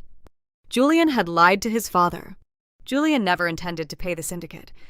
He took the $1.5 million from my house, combined it with $2 million stolen from the investors, and tried to send it all to Switzerland for his own escape. Julian lied to you, Marcus, I stated, the icy truth cutting through his panic. He didn't wire the money to the syndicate. He wired it to an offshore trust account to buy a villa with Chloe. He is running, and he is leaving you to take the fall for everything. There was a dead, suffocating silence on the line. I could hear the heavy, frantic wheezing of my father's breath as his brain struggled to process the ultimate betrayal. His golden boy. The son he had ruined his career and extorted his daughter to protect, was abandoning him to the wolves. But the syndicate's deadline had expired, and they did not care about family drama or Swiss villas. They only cared about the missing money. Listen to me, Vivian, Marcus croaked, his voice cracking into a pathetic, desperate whine. They are not waiting anymore. The handlers just told me they are escalating the collection protocol. They know Julian stole the equity from your property. They hold you responsible for the failed payment. My blood ran cold. The syndicate wasn't just coming for Marcus. They believed I had actively participated in defrauding them. What did they say? Dominic demanded, leaning close to the phone, his federal prosecutor instincts taking immediate control. Marcus let out a strangled sob. They said they are coming to your office tonight. Vivian. They said if you do not produce $3 million in cash by midnight, they are going to make an example of you to ensure Julian understands the cost of betrayal. The line went dead. The immediate physical threat of violence had just breached our digital fortress. Julian's cowardly escape had placed a target directly on my back, and the hunters were already on their way. The dial tone hummed in my ear, a stark contrast to the violent threat Marcus had just delivered. I placed the phone gently onto the glass desk. The syndicate was no longer a theoretical liability buried in a financial ledger. It was a physical, imminent danger. They operated outside the bounds of corporate litigation and federal audits. They dealt in brute force. And Julian's cowardly attempt to steal their money had painted a bullseye directly on my chest. Dominic did not hesitate. His transition from venture capitalist to crisis manager was seamless. He bypassed his primary workstation and accessed a dedicated, encrypted communication panel built into the wall. "Secure the perimeter," Dominic ordered, speaking rapidly into the intercom. "Initiate lockdown protocols for the executive suite. I need a tactical extraction team on standby at the private loading dock. No unauthorized personnel enter or leave the building." He turned back to me, his dark eyes assessing my composure. "Are you carrying your personal firearm?" I nodded, my hand resting instinctively against the hidden holster beneath my tailored blazer. I secured a concealed carry permit the day I made senior partner. Corporate espionage often attracts dangerous players. I never expected to need it against a threat manufactured by my own brother. "We need to relocate," Dominic stated, pulling a heavy, Kevlar-lined briefcase from a hidden compartment. "The syndicate assumes you are working late at your corporate headquarters. They will breach your office first. This building is secure, but we cannot risk a prolonged standoff while we finalize the legal strike against Marcus." Before we could coordinate the extraction route, my phone vibrated violently against the desk again. The caller ID flashed Marcus's name. The panic in his previous call had evidently mutated into an ugly, desperate raid. I swiped to answer, activating the speakerphone to ensure Dominic captured every syllable of the extortion. "Vivian," Marcus bellowed, his voice cracking with unchecked hysteria. He sounded like a man drowning, thrashing wildly to pull anyone else under with him. "The syndicate just sent a proxy to the estate. They broke the front gates. They are sitting in my driveway right now in an unmarked SUV. They gave me an absolute, non-negotiable deadline. I need $3 million by tomorrow afternoon, or they are coming inside." I kept my voice devoid of any emotional inflection. "I do not have $3 million in liquid cash. Marcus, Julian stole my equity, and you forged the documents to legitimize it. You built this trap. You figure out how to escape it. I do not care about your liquidity," Marcus screamed, completely abandoning the polished, patriarchal facade he had cultivated for decades. He was stripped down to his core, a terrified, cornered grifter. "You have equity in your M&A firm. You hold partner shares. You are going to liquidate your entire corporate portfolio right now at whatever desperate discount the board demands. You will generate $3 million in raw cash by tomorrow morning." The sheer audacity of his demand was breathtaking. He had already stolen a $4 million penthouse, actively participated in framing me for a federal crime, and now, facing the brutal consequences of his son's actions, he demanded I torch my entire career and surrender my life's work to save his skin. "And if I refuse to liquidate my shares to pay off your son's gambling debts?"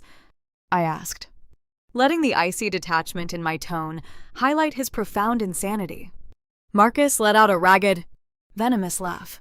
"If you refuse, I swear to God, Vivian, I will send the forged insider trading dossier to every major financial publication in the country tonight. I will forward it to the SEC Enforcement Division before the sun comes up. Julian might have betrayed me, but I still possess the flash drive. I will ensure you spend the next 10 years in a federal penitentiary. You will lose your firm anyway, but you will lose your freedom along with it." He was holding a digital gun to my head while the syndicate held a physical gun to his. The extortion had reached its absolute zenith. He was willing to destroy my entire future just to buy himself a few more hours of survival. Tomorrow is Julian's wedding day, Marcus continued, his voice shifting into a chilling, authoritative cadence. The ceremony begins at 4 o'clock at the chateau. You will arrive before the guests. You will bring a certified cashier's check for $3 million. You will hand it to me in person to buy back your reputation and your freedom. If you fail to appear, the emails go public the second Julian says his vows. He was using the grandest, most public stage imaginable to execute a backroom blackmail.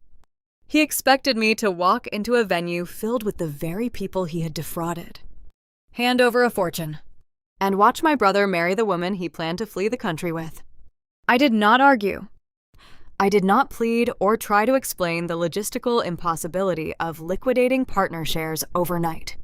Arguing with a desperate narcissist only validates their perceived leverage. I will bring exactly what you need to the wedding. Marcus. I ended the call, cutting off whatever self-righteous justification he planned to deliver next. The silence returning to the secure office felt heavy, charged with the impending collision of multiple catastrophic events. He is bluffing about the SEC. Dominic analyzed, rapidly typing a command sequence to verify the integrity of the data intercept we had established on Marcus's network. He knows that if he exposes you, he loses his only remaining source of capital. But the syndicate is not bluffing. If Marcus does not pay, they will act. I walked over to the floor-to-ceiling window, looking out at the darkened skyline of the financial district. The city was a grid of rules and consequences. My family had spent their entire lives trying to cheat the system, leaving a trail of destruction in their wake. They thought they could manipulate the board one final time. Marcus wants a public submission, I said, turning back to face Dominic. He wants me to hand over the check in front of the wedding guests to reassert his dominance. He thinks he holds the ultimate trump card with the forged emails. Dominic's dark eyes locked onto mine, a fierce, protective intelligence burning within them. And we are going to let him believe that until the very last second. But we are not bringing a cashier's check.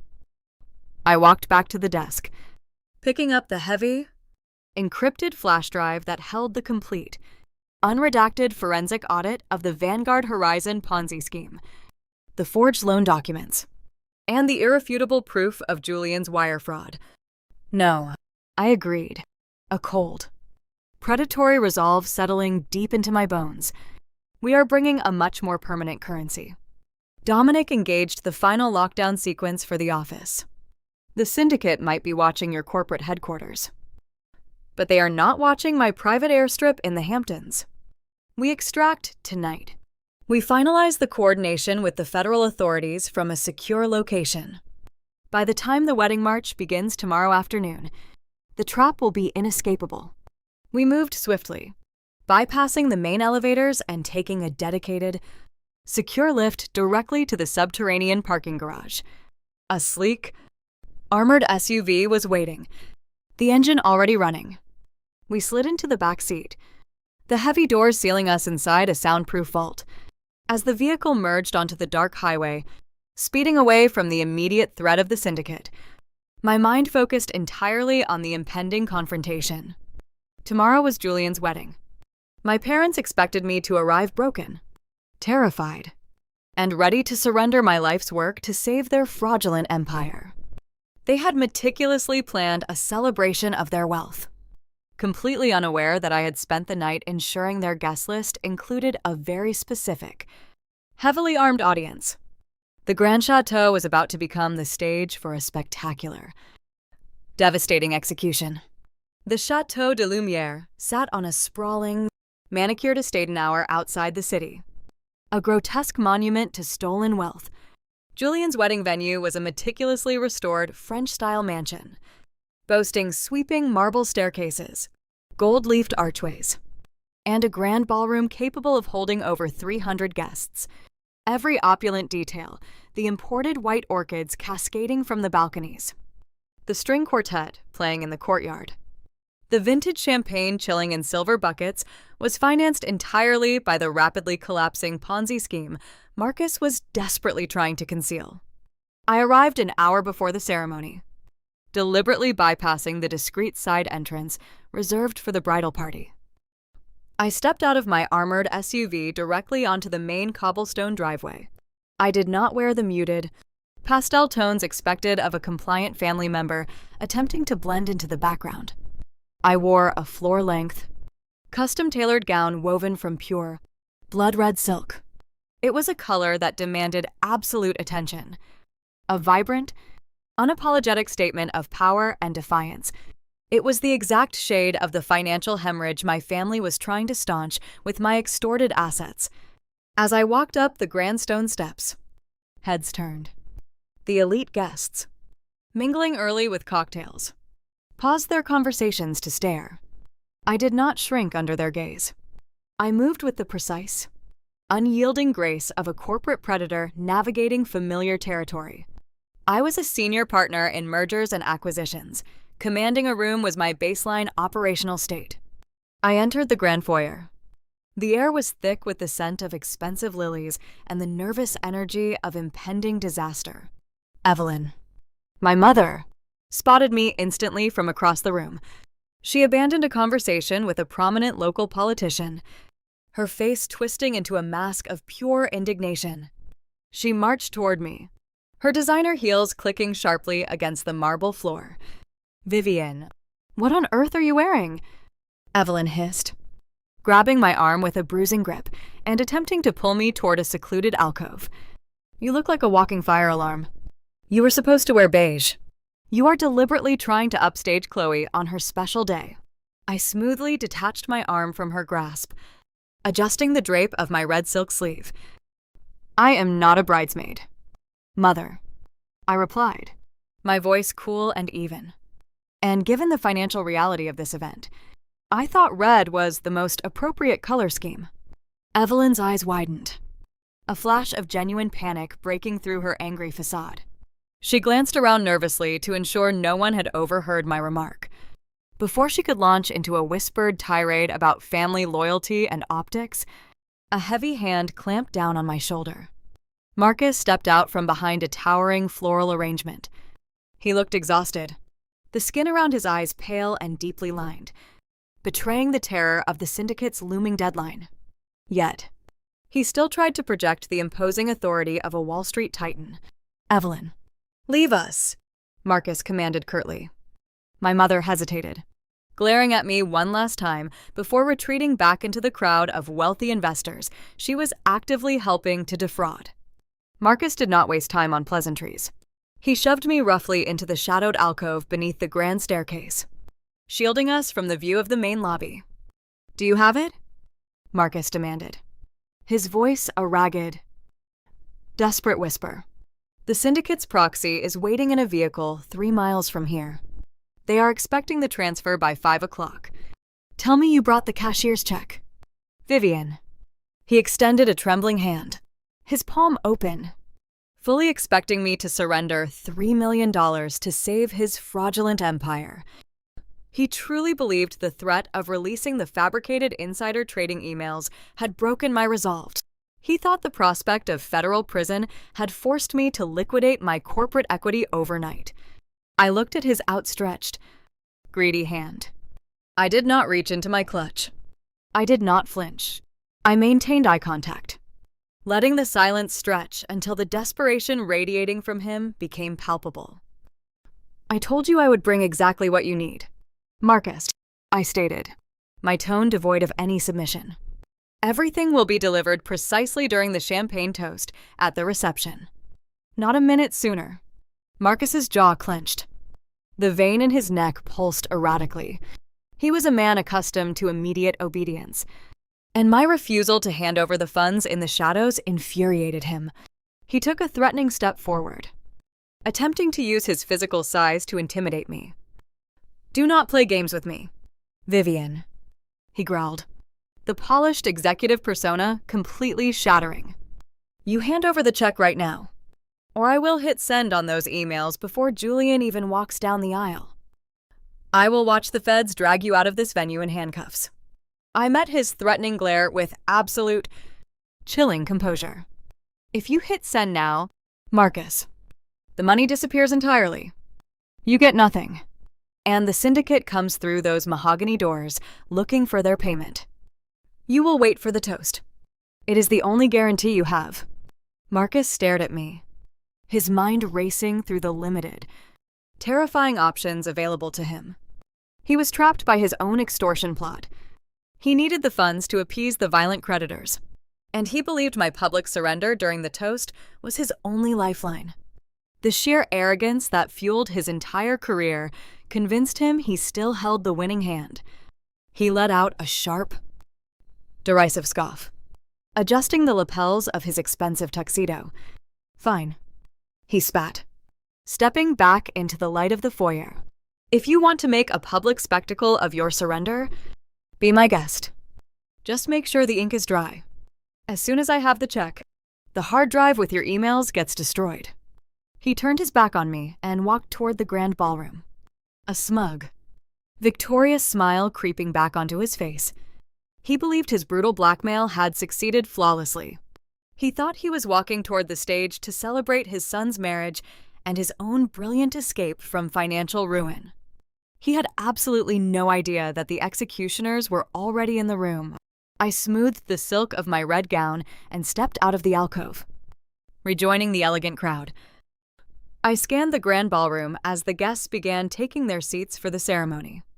Amidst the sea of silk dresses and tailored tuxedos, my eyes caught subtle anomalies that would go unnoticed by anyone outside the realm of high-stakes corporate litigation. Sitting in the third row, dressed in a sharp, unassuming gray suit, was a man reviewing the wedding program with intense focus. To Marcus's friends, he looked like a minor corporate associate.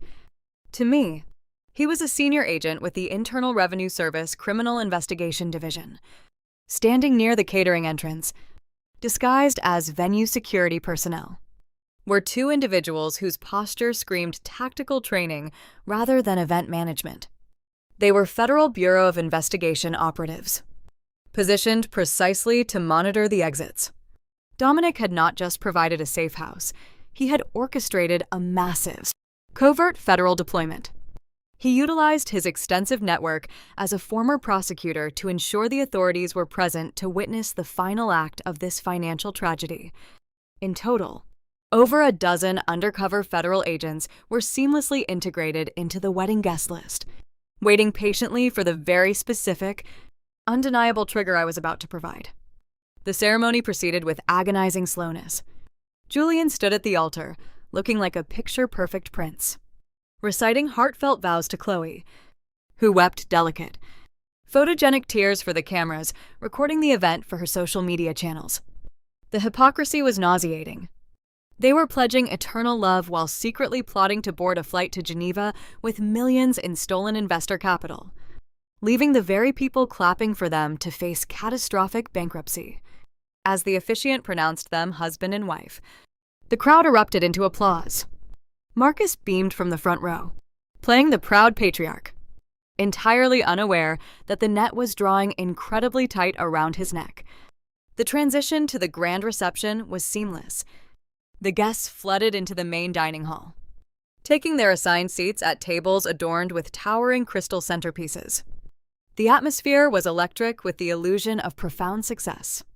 I took my seat at a table positioned strategically near the front stage, maintaining my quiet, imposing presence in the blood-red gown. I did not touch the expensive catered meal. I watched the clock. The tension in my chest was a coiled spring, ready to release a devastating kinetic force. The moment of execution approached. The lights dimmed, shifting to a warm, intimate glow. A hush fell over the room as the string quartet ceased playing. Marcus stepped onto the raised stage. Holding a microphone and a crystal flute of vintage champagne, he looked out over the sea of wealthy investors, local politicians, and oblivious relatives.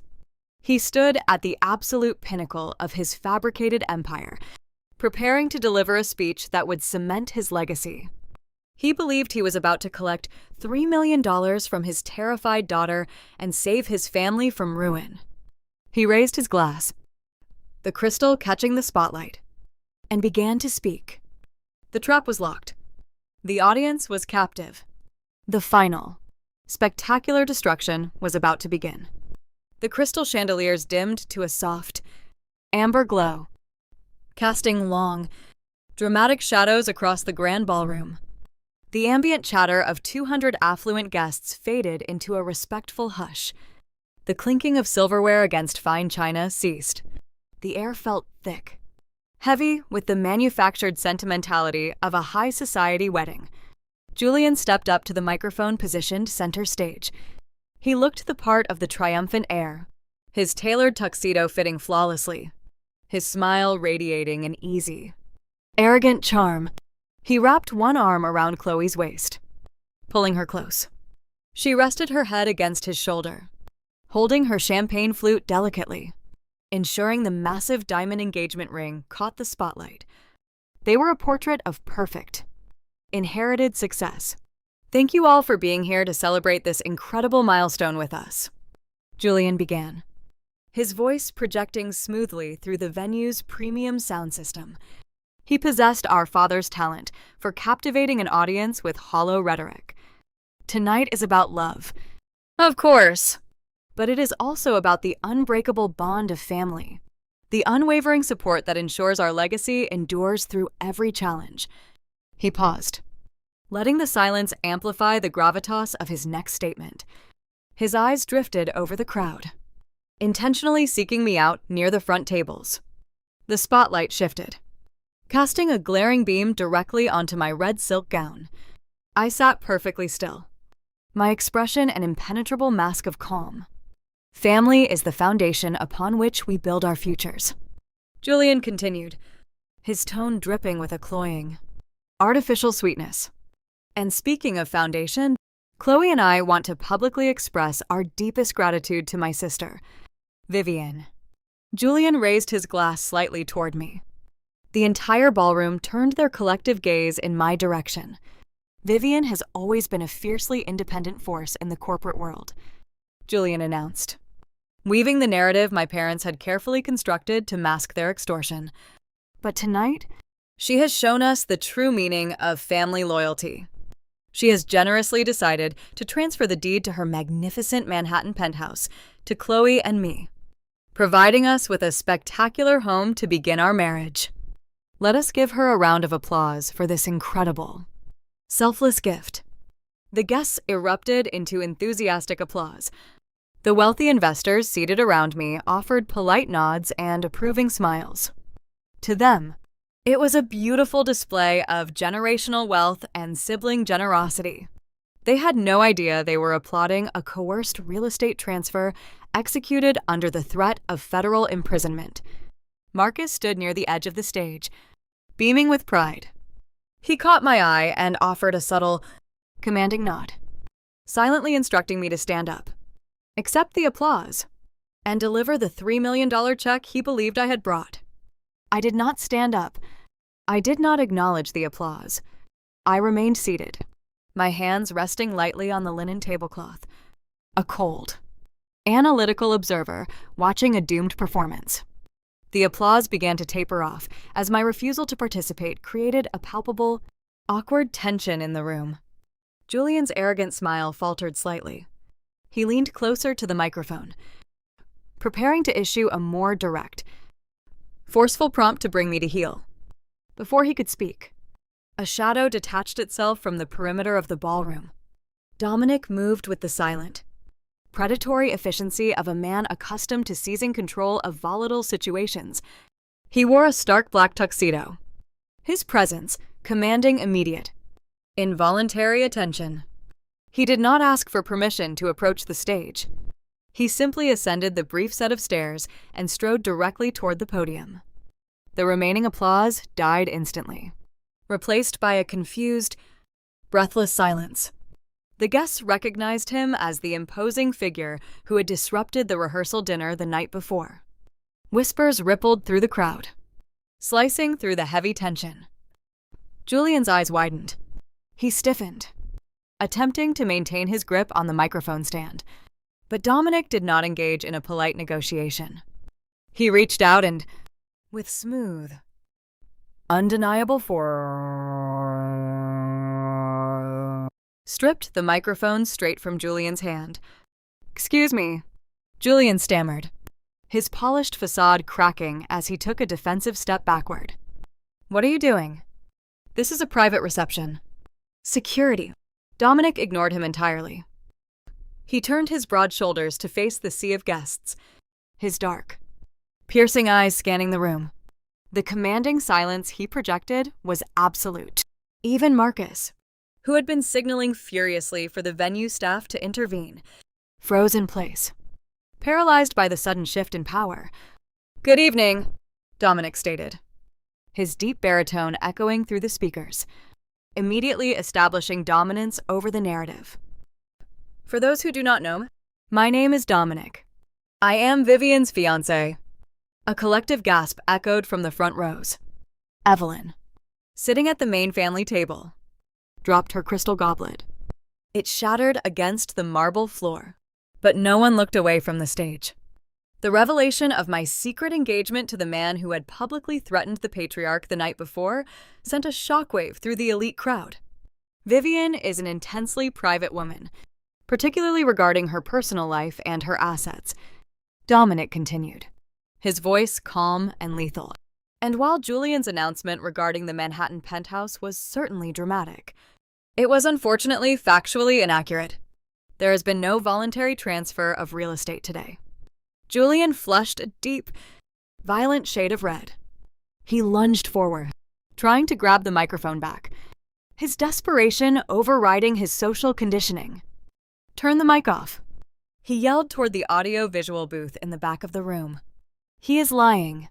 Dominic easily sidestepped Julian's clumsy grab, raising a hand to halt him. The gesture was so casually dismissive it humiliated Julian further. "However," Dominic announced, his voice slicing through Julian's protests like a scalpel, "Vivian and I did not come empty-handed.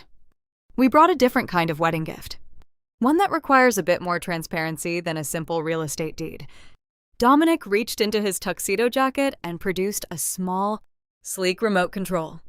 He aimed it toward the back of the ballroom and pressed a single button, the massive motorized projection screen, intended to display a curated slideshow of Julian and Chloe's romantic vacations, descended rapidly from the ceiling behind the stage. The projector hummed to life, casting a blinding, stark white light across the darkened room. The image that appeared on the massive screen was not a photograph of a smiling couple in Paris. It was a complex, highly detailed forensic accounting flowchart. The document was an intricate web of red lines, offshore routing numbers, and glaring, undeniable deficit figures. The ballroom erupted into a chaotic murmur. The wealthy investors, hedge fund managers, and corporate attorneys seated in the audience squinted at the bright screen. Their initial confusion rapidly mutated into profound, sickening comprehension as their trained eyes parsed the financial data displayed before them. "What you are looking at is a comprehensive, unredacted audit of Vanguard Horizon Investments," Dominic declared, his voice ringing with absolute, terrifying clarity over the rising panic in the room. "Many of you sitting here tonight have entrusted your life savings, your corporate pensions, and your generational wealth to Marcus's flagship fund. You were promised aggressive growth and secure returns." Dominic paused, letting his gaze sweep across the faces of the terrified investors. "You were lied to," he stated bluntly. "Vanguard Horizon is a structurally terminal Ponzi scheme." Pandemonium broke out. Chairs scraped violently against the floor as prominent investors stood up, their faces pale with shock and outrage. Marcus lunged toward the stage, his face contorted in a mask of pure, unadulterated terror. He screamed for the projector to be shut down, his voice cracking hysterically. "Shut it off," Marcus bellowed, trying to scramble up the stairs. "This is a fabrication. It is corporate espionage. She hacked my servers to ruin me. Dominic did not yield an inch of ground. He pressed the remote again. The slide shifted, zooming in on specific, damning transactions. The fund is entirely hollow. Dominic continued, drowning out Marcus's frantic denials. The capital you invested was not generating returns. It was being systematically diverted to cover catastrophic losses incurred by the very man standing on this stage. Julian leveraged phantom equity from your retirement accounts to finance a severe underground gambling addiction, accumulating $3 million in illicit debt to an organized criminal syndicate. Chloe shrieked, dropping her bouquet. She backed away from Julian, her eyes wide with horror as the reality of his financial ruin was broadcast to the entire world. She had believed she was marrying a billionaire heir. She was actually shackling herself to a desperate, hunted debtor. When the syndicate demanded immediate payment, Marcus and Julian did not attempt to recover your funds, Dominic explained, driving the final nail into their coffin. They initiated a fraudulent $1.5 million home equity loan using Vivian's forged signature. Furthermore, they attempted to siphon the last remaining $2 million of your liquid capital to purchase a private villa in Geneva, Switzerland, intending to flee federal jurisdiction tonight. The screen shifted one final time, displaying the precise routing numbers and the digital confirmation receipts of the attempted wire transfer to the Swiss trust account, clearly bearing Chloe's name as the sole beneficiary. The crowd turned into a mob. The elite investors, realizing their fortunes had been stolen to fund the extravagant wedding they were currently attending, surged forward. They shouted demands for their money, cursing Marcus and Julian, their polite society manners entirely abandoned in the face of absolute financial devastation. Julian fell to his knees on the stage, covering his head with his hands as the realization of his inescapable ruin crushed him. He had been completely, utterly exposed. The escape route was destroyed. The syndicate debt was unpaid. The investors were rioting. But the execution was not over. The public humiliation was merely the distraction required to conceal the final, lethal maneuver taking place behind the scenes. As the crowd screamed for Marcus's head, Julian's survival instinct overrode his paralysis. He realized the doors were still open. He realized that if he could just slip away in the chaos, he might still have a microscopic chance to access the remaining stolen funds before the authorities froze the accounts. He began to crawl toward the back exit of the stage, desperate to vanish into the night. The silence that initially followed Dominic's revelation shattered, replaced by a deafening roar of outrage. The ballroom, previously a sanctuary of curated elegance, descended into absolute pandemonium. Wealthy investors, men and women who wielded immense power in boardrooms across the city, abandoned all pretense of decorum. They surged toward the stage, their faces contorted with rage and terror as they processed the reality of their evaporated fortunes. A prominent state senator, a man Marcus had aggressively courted for years, slammed his champagne flute onto a nearby table, the crystal shattering upon impact. He pointed a trembling finger at my father, his voice carrying over the chaotic din. "You lied to us, Marcus," the senator bellowed, his political composure dissolving into pure panic. "You stood in my office last week and guaranteed those municipal bonds were secure. You stole my children's trust funds to pay off your degenerate son."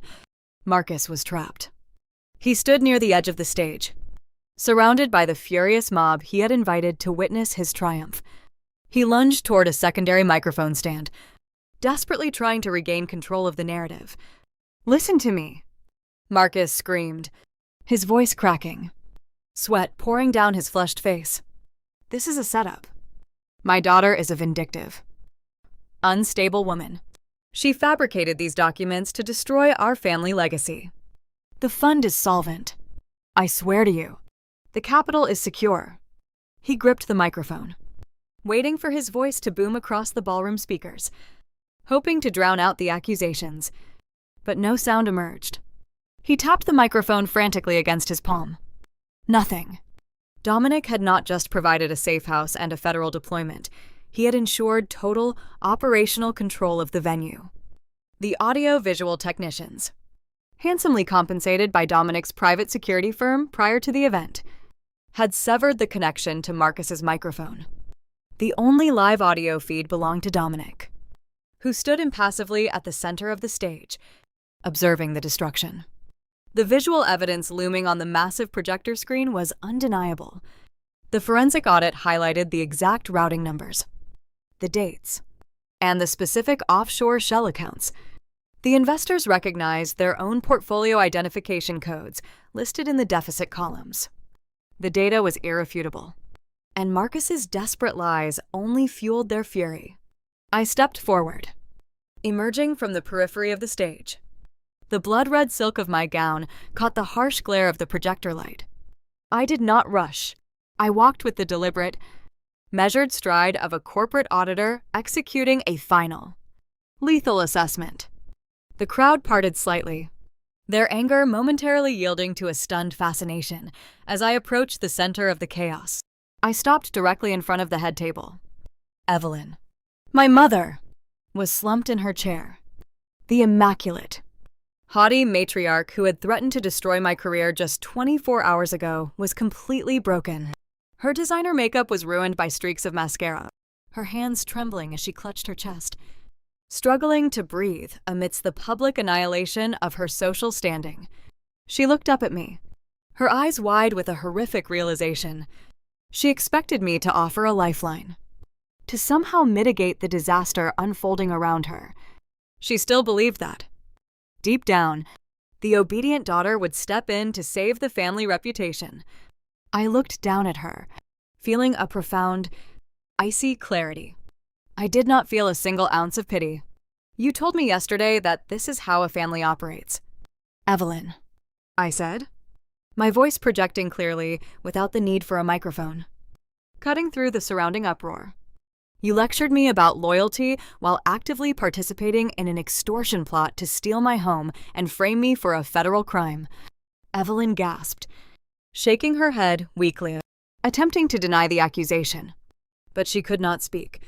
The surrounding investors, overhearing my statement, turned their furious glares toward her, realizing she was fully complicit in the theft of their money. You demanded that I surrender my life's work to protect your image. I continued, my gaze locking onto hers, unyielding and cold.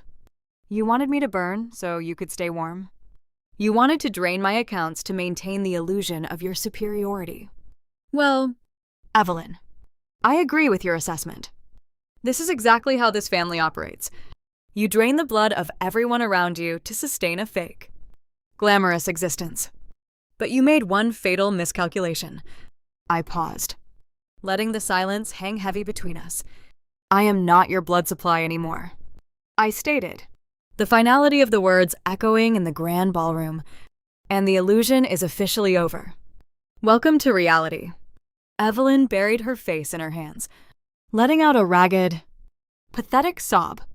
The pride, the arrogance, the unearned superiority, it was all pulverized into ash in front of the entire elite society she so desperately worshipped.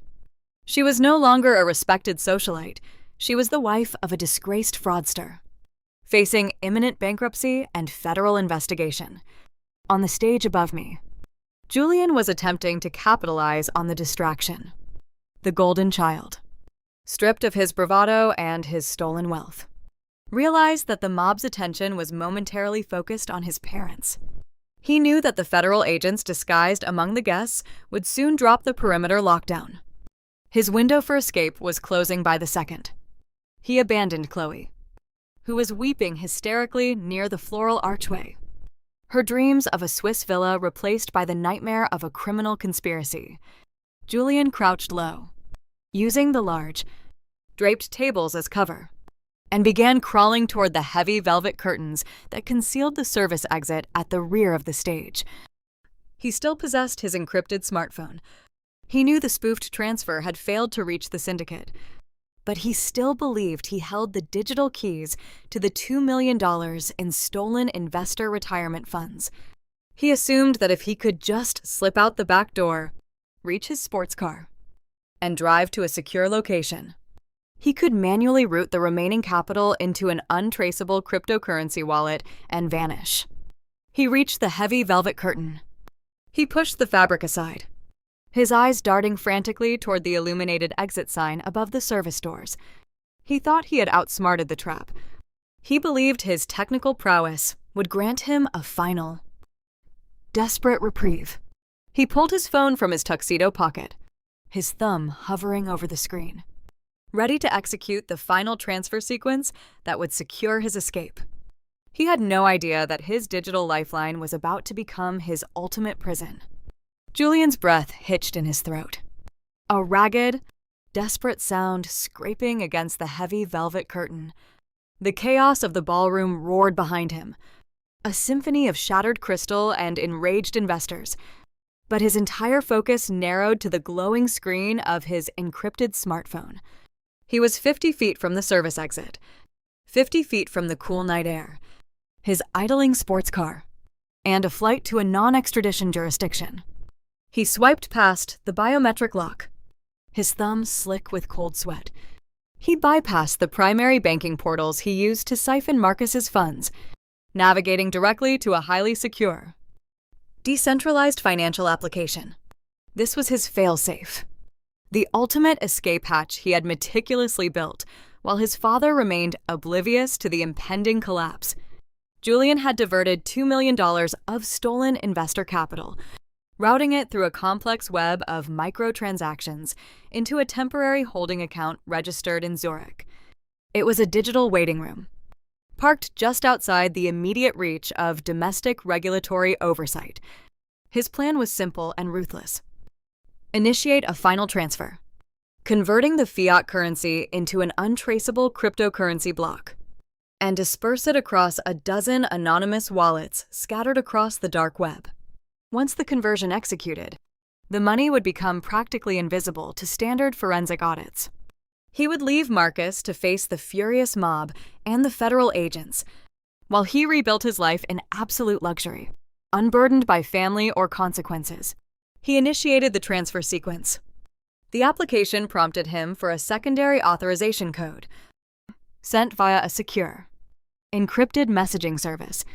He retrieved the code, his fingers flying across the digital keyboard with practiced, frantic speed. He inputted the destination wallet address, a long, chaotic string of alphanumeric characters representing his absolute freedom. He tapped the final confirmation button.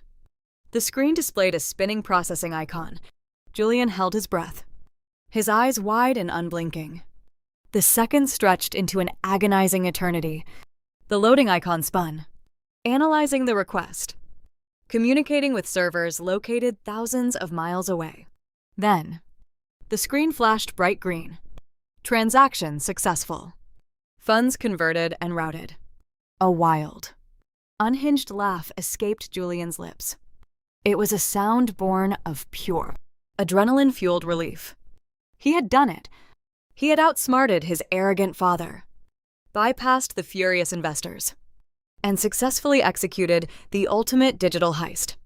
He possessed $2 million in untraceable assets. He was free. He shoved the phone into his tuxedo pocket, preparing to sprint for the heavy metal doors of the service exit. But as he pushed past the final fold of the velvet curtain, his path was abruptly blocked. I stood directly in the center of the narrow corridor, the red silk of my gown stark against the muted, industrial lighting of the service hallway. I had anticipated his escape route. While Dominic held the attention of the ballroom and the undercover agent secured the primary exits, I moved silently to intercept the rat, attempting to flee the sinking ship. Julian stopped short, his confident smirk faltering. He looked at me, a flicker of genuine apprehension crossing his features. But his arrogance quickly regained control. He believed he held the ultimate trump card. He believed his digital execution had guaranteed his victory. "Get out of my way, Vivian," Julian sneered, puffing out his chest and attempting to project an intimidating physical presence. "You had your little moment of revenge in there. You humiliated Dad. You ruined the wedding. Congratulations, but I am leaving. And you are not going to stop me. I did not move a single inch. I stood my ground, maintaining a posture of absolute, unyielding calm. I held my tablet in my left hand, the screen dark. You think you are so brilliant? Julian mocked, stepping closer, his voice dripping with condescending venom. You think your little forensic audit destroyed everything? But you are just a glorified accountant. I am a step ahead of you. I always have been. I secured my future. I have $2 million sitting in an anonymous wallet, and there is absolutely nothing you or your arrogant fiancé can do to touch it. He pointed a finger at my chest, his face twisting into an ugly sneer. Now, move aside, or I will move you myself. I looked at the trembling finger pointed at me, then up at his flushed, desperate face. I felt a profound, chilling sense of satisfaction. I raised the tablet, positioning it directly between us, and tapped the screen to wake the display. I am well aware of the $2 million. Julian, I stated, my voice echoing coldly in the narrow corridor. And I'm also aware of the transaction you executed exactly 45 seconds ago. Julian scoffed, a nervous, uncertain sound. You cannot track decentralized currency. The encryption is flawless. It is flawless. I agreed smoothly. Unless the routing protocol itself has been fundamentally compromised. I turned the tablet screen toward him. The display did not show a standard banking interface. It displayed the back-end command terminal of the DNS spoofing protocol Dominic had deployed hours earlier. The screen was populated with lines of bright green code, detailing the exact network traffic originating from Julian's encrypted smartphone. Julian's eyes scanned the data. His background in technology allowed him to instantly parse the information. The cocky, victorious sneer evaporated, replaced by a look of sheer, unadulterated horror. You thought you were connecting to the Swiss holding account. I explained, articulating every word with lethal precision. You believed your secure VPN shielded your transaction. But Dominic intercepted your routing request at the foundational network level. He did not block your access. He simply redirected the destination. Julian stumbled backward, his back hitting the concrete wall of the corridor. He pulled his smartphone from his pocket with shaking hands, staring frantically at the green confirmation screen that now looked like a digital death sentence. When you clicked confirm. Julian, you did not send $2 million to an anonymous cryptocurrency wallet. I continued, stepping closer to him, ensuring he felt the full, crushing weight of his failure. Dominic rerouted the transaction. You just wired the entire remaining balance of the stolen investor funds directly into a secure, locked forfeiture account monitored exclusively by the Securities and Exchange Commission. Julian gasped, the smartphone slipping from his slick fingers and clattering against the concrete floor. You initiated the transfer yourself, I stated, delivering the final, devastating blow. You provided the digital signature. You executed the wire fraud. And you voluntarily surrendered the stolen capital directly to the federal government as restitution for the victims sitting in that ballroom. You just zeroed out your own escape fund. You have absolutely nothing left. The reality of his profound miscalculation slammed into him with catastrophic force. The brilliant, untouchable hacker persona completely disintegrated. He realized he had been played with surgical precision. He had eagerly walked into a digital snare, believing he was pulling the trigger on his salvation, when in reality, he had locked his own prison cell. Julian's legs gave out. He collapsed onto the cold concrete floor, his expensive tuxedo bunching awkwardly around him. He pulled his knees to his chest, burying his face in his hands. A raw, guttural sob tore from his throat. It was the sound of a man watching his entire universe burn to ash, knowing he had struck the match himself. He was trapped. The syndicate was still hunting him. The investors were rioting in the ballroom. The federal agents were securing the perimeter. and the $2 million he relied upon to disappear was permanently locked behind impenetrable government firewalls. He kneeled on the floor, gasping for air in the dim light of the service hallway, entirely broken and utterly alone. I looked down at the pathetic, weeping figure of my brother. The anger that had fueled me for days vanished, replaced by a cold, clinical detachment. I lowered the tablet, turning my back on his misery. The digital execution was complete. Now, it was time for the physical consequences to arrive. The sharp wail of approaching sirens began to echo in the distance, a relentless, approaching storm that promised absolute, inescapable justice. The wail of the sirens intensified, slicing through the crisp evening air and obliterating the last remnants of the chateau's manufactured elegance. Flashing red and blue lights painted frantic, strobing patterns across the high, arched windows of the grand ballroom, throwing harsh, rotating shadows over the panicked faces of the elite guests. The heavy, ornate mahogany doors at the main entrance did not merely swing open. They were thrust violently apart with a force that commanded immediate compliance. A coordinated tactical unit of federal agents flooded into the venue. They moved with a chilling, synchronized efficiency, their dark windbreakers bearing the stark yellow lettering of the FBI and the IRS Criminal Investigation Division. They bypassed the stunned valet staff and the terrified waitstaff, fanning out rapidly to secure all primary and secondary exits. The chaotic uproar of the defrauded investors dissolved into a shocked, breathless silence. The presence of heavily armed federal law enforcement inside a billionaire's wedding reception shattered the illusion of untouchable privilege. The rules of engagement had fundamentally shifted. The social hierarchy was instantly rendered meaningless against the weight of federal warrants.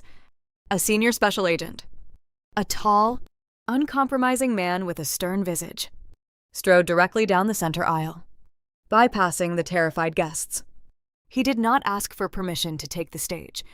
He ascended the steps and approached Marcus, who was still standing paralyzed near the extinguished projector screen.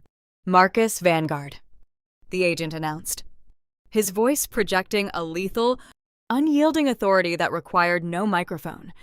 "You are under arrest for conspiracy to commit wire fraud, bank fraud, and international money laundering." Marcus flinched, the color draining entirely from his face. The imposing Wall Street titan, the man who had ordered me to surrender my assets just hours prior, shrank under the glaring lights. He opened his mouth, attempting to summon his customary bluster, perhaps to threaten the agent with expensive legal retaliation. But the words died in his throat.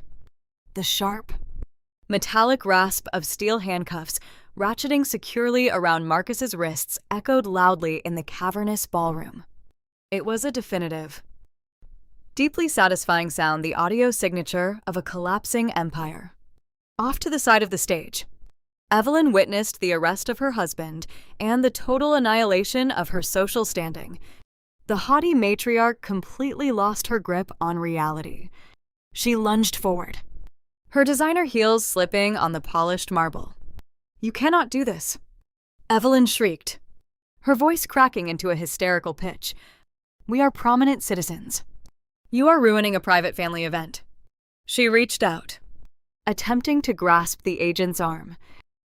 A female IRSCI operative stepped seamlessly into Evelyn's path, intercepting her frantic advance with a firm, "Practiced hold." "Evelyn Vanguard," the operative stated coldly, securing Evelyn's arms behind her back. "You are also being taken into custody for active complicity in financial fraud and accessory to extortion." Evelyn wailed, a shrill, desperate sound that grated against the silence of the room. She thrashed against the operative's grip, her immaculate hairstyle unraveling, her expensive makeup smeared by tears of pure panic. She looked wildly toward the wealthy socialites she had desperately tried to impress, silently pleading for intervention. The response was absolute rejection. The country club friends, the politicians, And the affluent influencers who had eagerly consumed Chloe's smear campaign and flooded my phone with vitriolic messages now physically recoiled. They stepped backward, averting their eyes, desperate to distance themselves from the radioactive fallout of a federal raid. They realized, with profound horror, that they had been sipping champagne paid for by a criminal syndicate. Meanwhile, in the service corridor, the tactical sweep reached Julian. 2 agents marched down the narrow hallway, their heavy boots announcing their arrival. Julian remained huddled on the concrete floor, paralyzed by the reality of his deleted escape fund. The agents hauled him roughly to his feet, ignoring his pathetic whimpers. They slammed him against the concrete wall, securing his wrists with precise, unforgiving force. Julian twisted his head, his tear-streaked face finding mine in the dim light.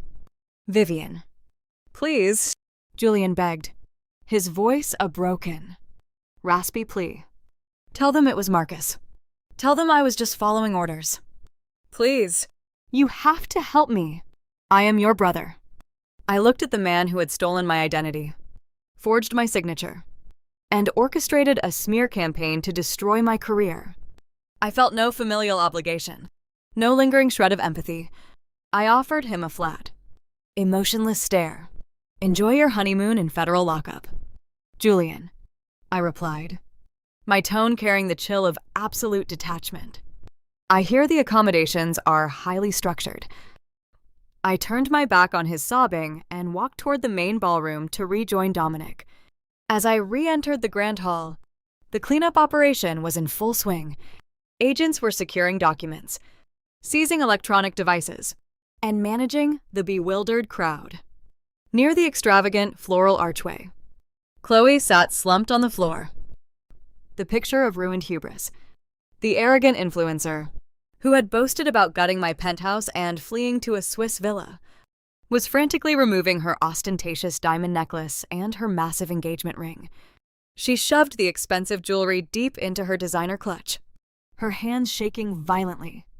She understood the ruthless mechanics of federal asset forfeiture.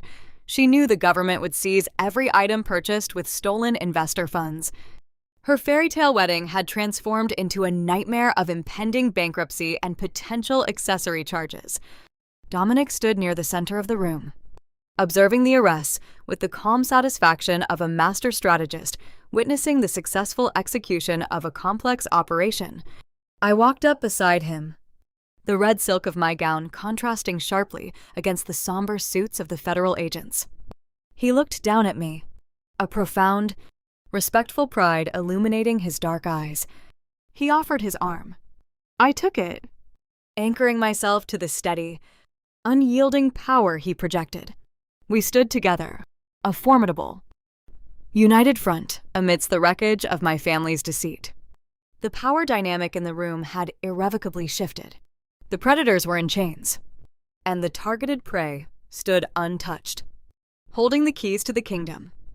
The immediate threat was neutralized, but the legal and financial aftermath of a multi-million-dollar Ponzi scheme promised months of grueling audits and courtroom battles.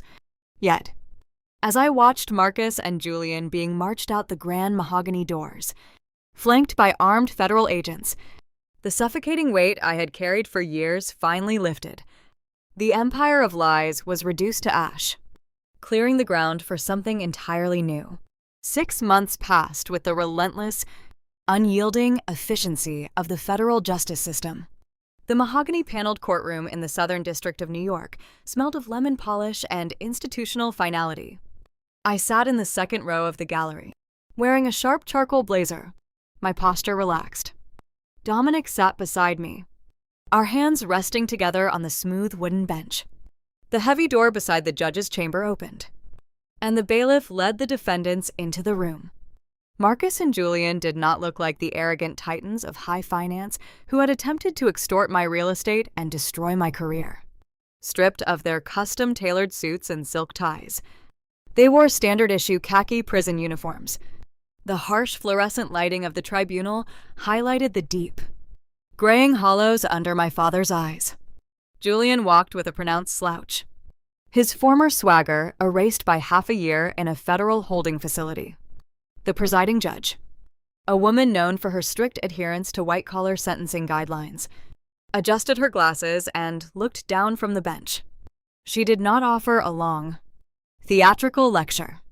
She let the data speak. She cited the irrefutable digital trail we had provided, detailing the complex web of offshore shell companies, the forged home equity loan documents, and the deliberate theft of millions from innocent retirees. When Julian's defense attorney attempted to argue that his client was a victim of a sophisticated cyber attack orchestrated by unknown foreign entities, the judge simply held up a printed screenshot of the DNS spoofing log. She noted that Julian had voluntarily initiated the transfer of stolen funds, effectively sealing his own fate. The gavel struck the sounding block with a sharp, echoing crack. Marcus and Julian were each sentenced to 20 years in a maximum security federal penitentiary. Under current federal sentencing laws for organized wire fraud and racketeering, there is no possibility of early parole. They would serve every single day of those 2 decades behind bars. Furthermore, the court ordered mandatory restitution, granting the government the authority to seize every remaining dollar, vehicle, and property connected to the Vanguard Horizon Investment Fund. I watched the bailiffs escort my father and my brother out of the courtroom. They shuffled through the side doors, their wrists bound in heavy steel chain. Neither of them looked back at the gallery. The illusion of their superiority was buried under the crushing weight of a federal conviction. The collateral damage surrounding their downfall was equally severe. Evelyn, who had avoided direct jail time by accepting a plea deal for her accessory role in the extortion attempt, faced a reality she considered far worse than a prison cell. The federal asset forfeiture protocols seized her sprawling suburban estate, her luxury vehicles, and her offshore accounts.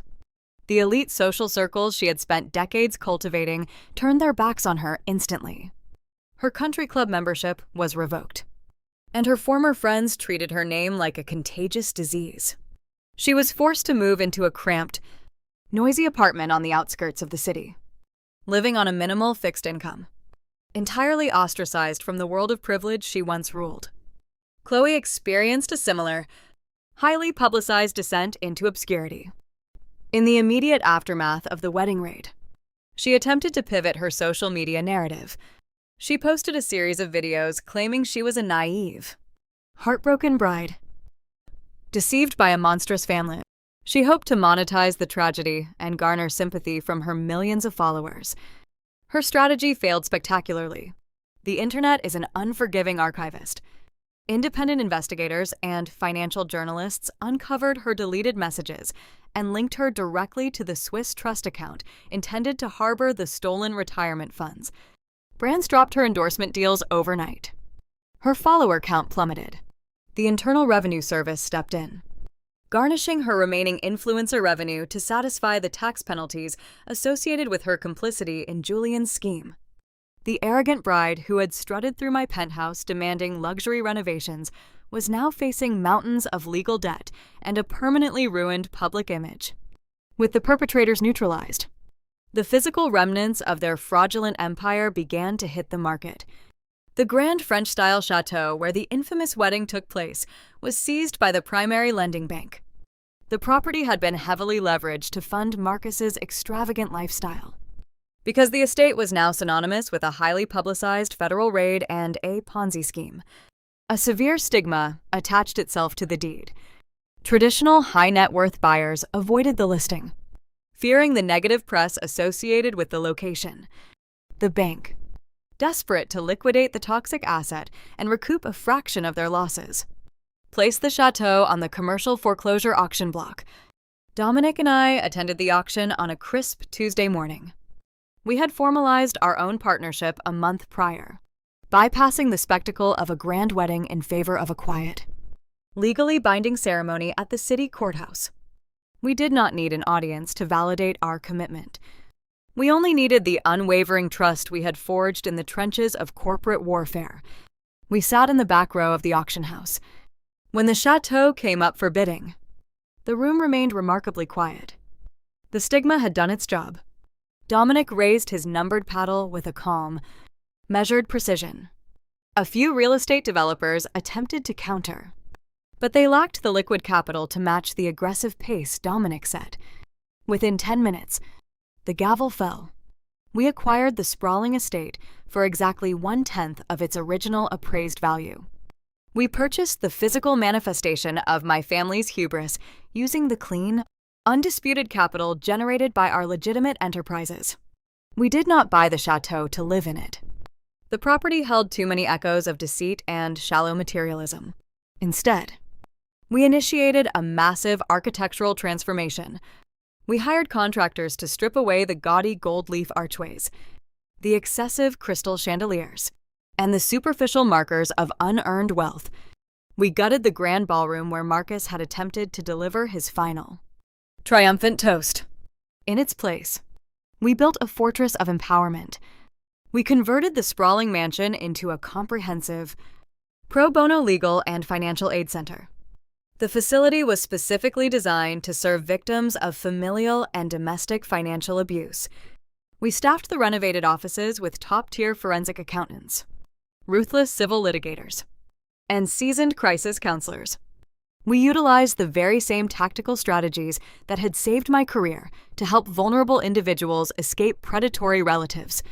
Our team specialized in tracing hidden assets, unspooling coerced debt, and filing aggressive civil suits against abusers who used money as a weapon of control. The Grand Estate, once a monument to a criminal syndicate, was now a sanctuary equipped to dismantle them.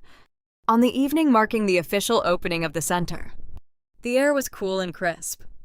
The newly installed security gates hummed quietly at the perimeter of the property. I stood on the second-floor stone balcony, leaning against the cool limestone railing. I looked out over the expansive, manicured courtyard.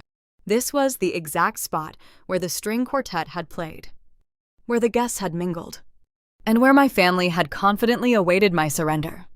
Now, the courtyard was peaceful, bathed in the soft, warm glow of functional landscape lighting.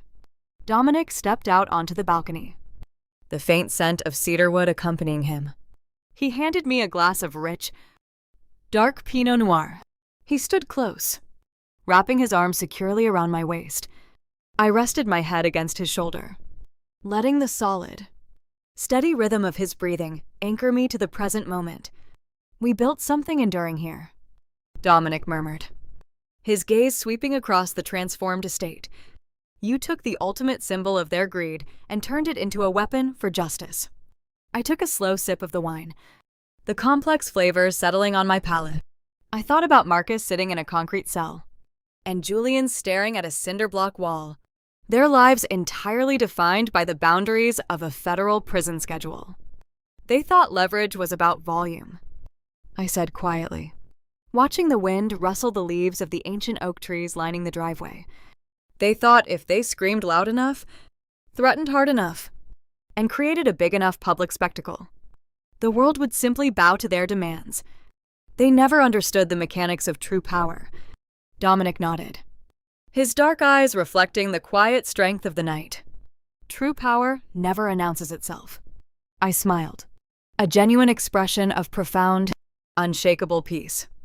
The most dangerous mistake a predator can make is assuming their prey is bound by the same rules of engagement.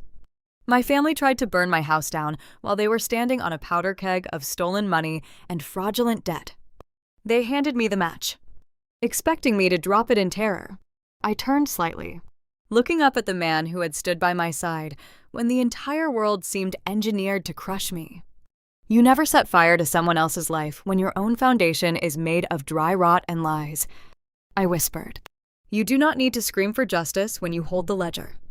You just stay perfectly silent. Secure the data, and let the law execute your enemies for you.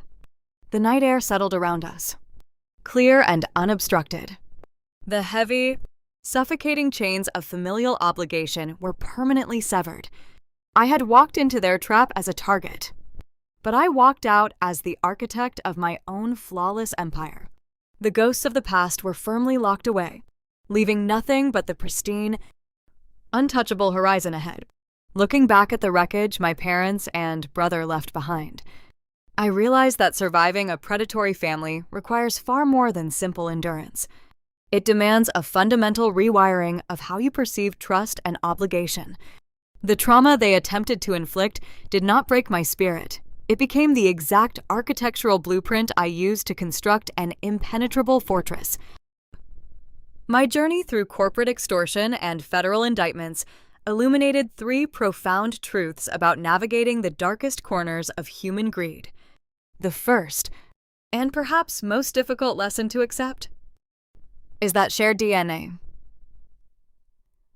NA is merely a biological coincidence, never a binding contract for infinite abuse.